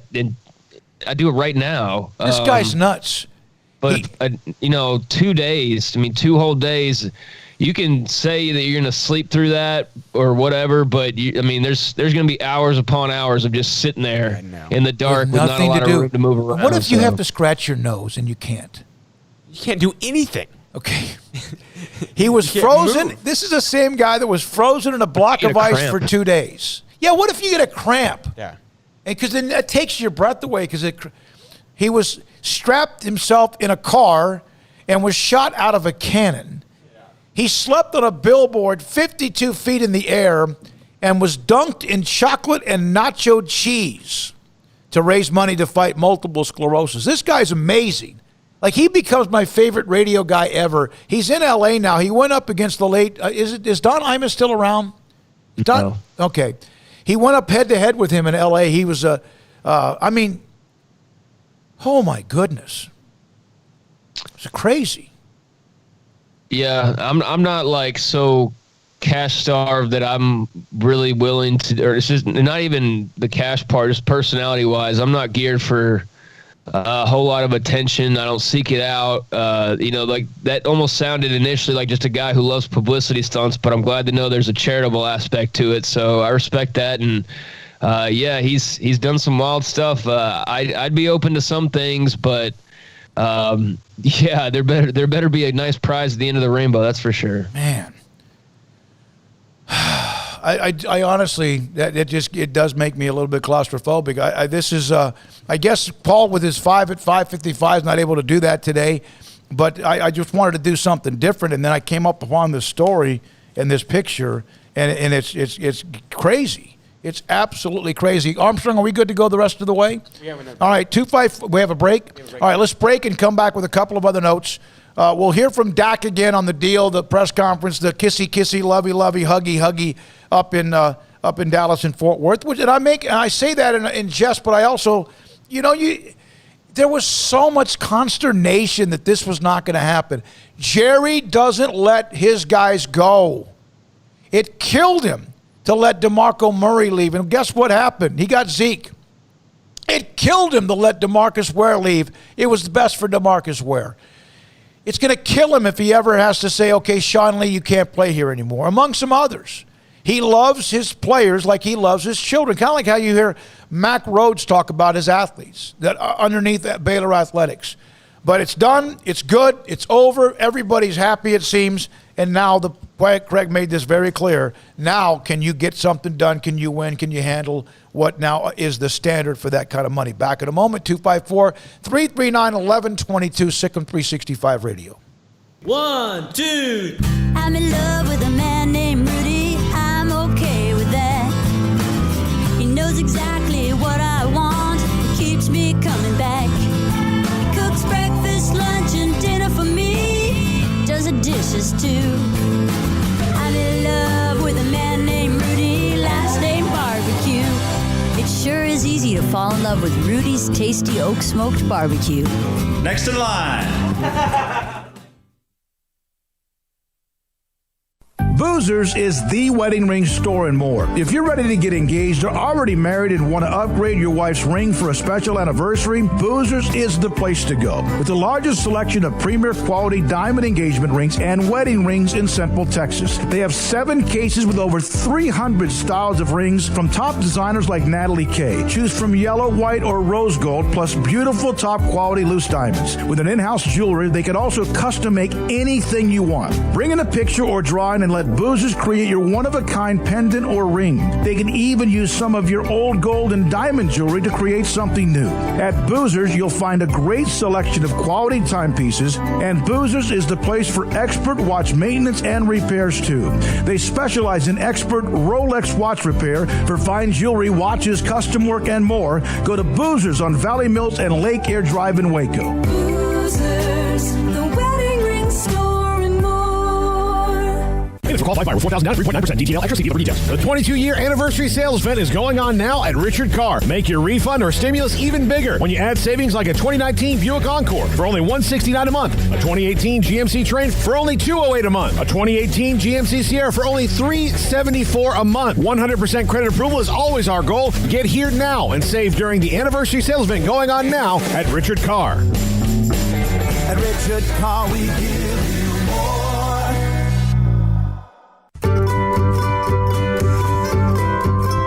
You want to know why Stonewood Dental is so successful? Listen to what happy customers have to say. It's pleasant. It's different than any other dentist office. I really feel like they care. And it's not that you're here for 2 hours waiting on someone to take care of you. It's quick and easy, and I bring my kids, and my kids love being here too. They really love the treasure box. Staff is really nice and accommodating, real friendly. You feel more like home. It's not sterile looking. Everybody has their own personalized rooms with decorations and decor, and they'll even have a blanket for you when it's cold. I've recommended people to actually come here, and they are patients now. I really love it here. It feels like family. Learn more, stonewood-dental.com.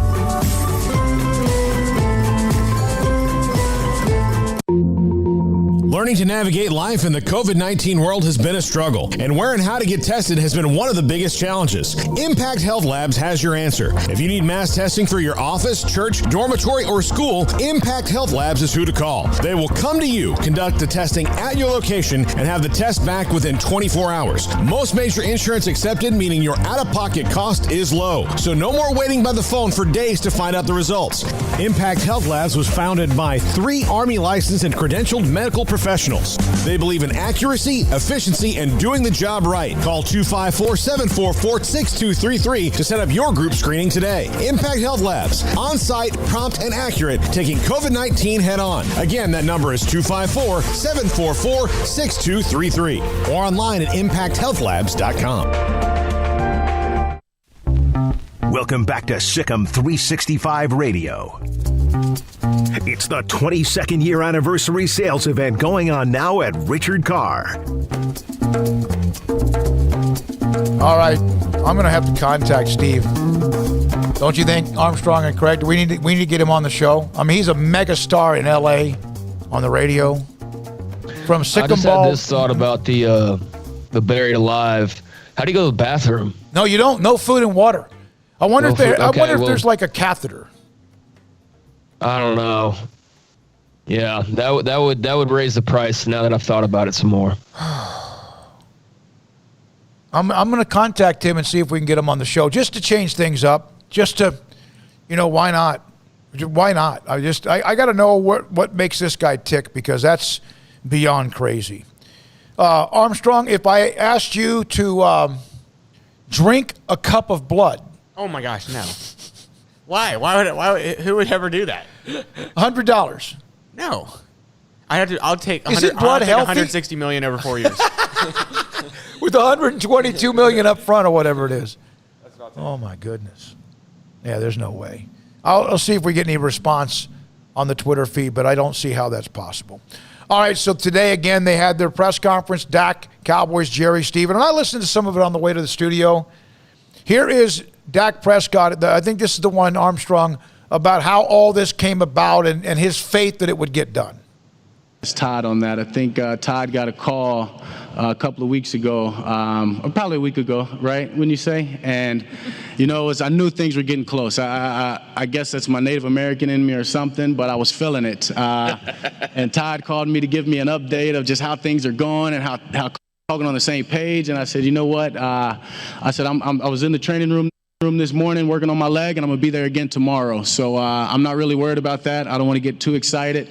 When God's timing is for me, it'll be for me. And then Monday, as I said, I don't know if it's my feelings or not. I texted him. I said, hey, just shoot me a text. Give me an update. And sure enough, he calls me and has to tell me the update. But at that point, I kind of felt it was really good. As I said, I've had belief. Cowboys and Todd, Steve and Jerry, both of getting something done, and I felt it. And sure enough, a couple hours later, Todd called me, and I was pretty much done. At that point, it's behind me. It's behind me, and if anything, that's what it's more about, is free headspace. Get that behind me. I don't have to dodge y'all's questions or, hide from y'all on that point, and I can just move forward and worry about winning a Super Bowl. All right, that's Dak Prescott and his deal. So John Machota gave us a bunch of time. I'm a little bit worried about them extending or, renegotiating the contract with 3 offensive linemen if all of them missed a chunk of time last year.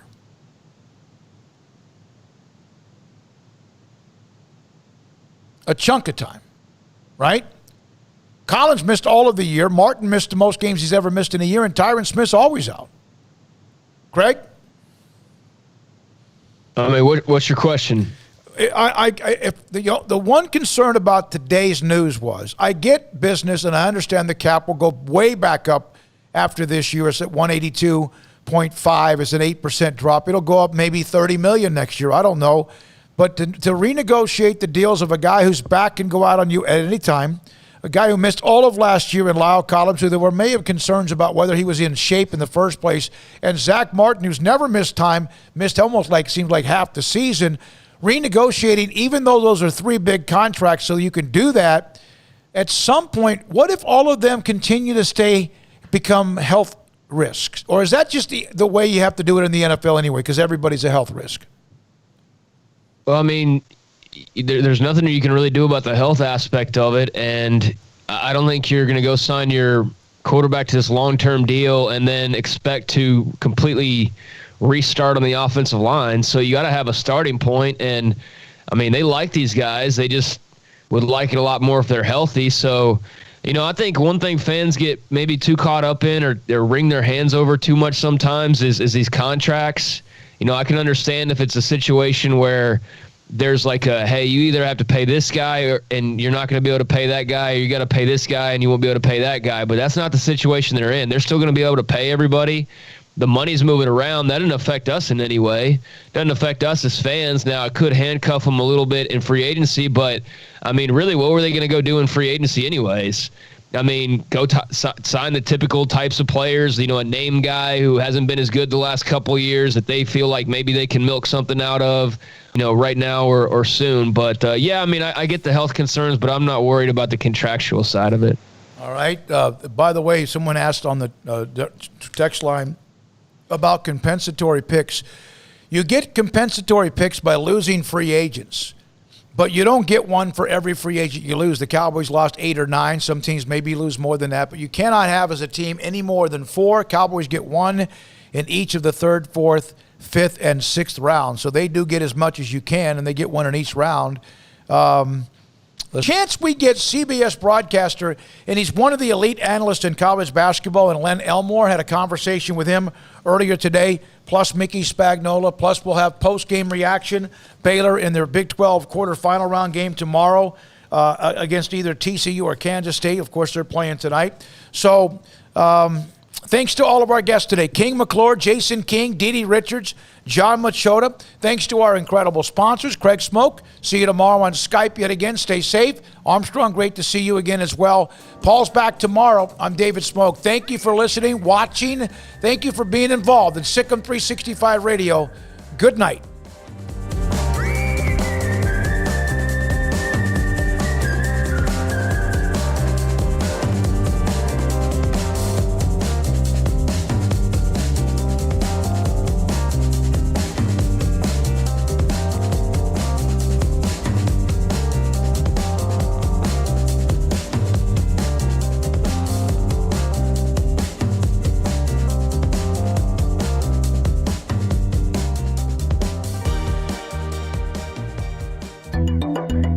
It takes time to reach goals. It's a truth that applies to more than sports. It goes for your financial goals as well. You work hard for your money, and you deserve an investment strategy that lines up with your game plan. And Tom Albers, your Edward Jones financial advisor, can help. If your financial investments aren't putting forth the effort you desire, stop by today for a financial review. Tom Albers, 4301 Lakeshore Drive, 254-776-7605. Edward Jones, member SIPC.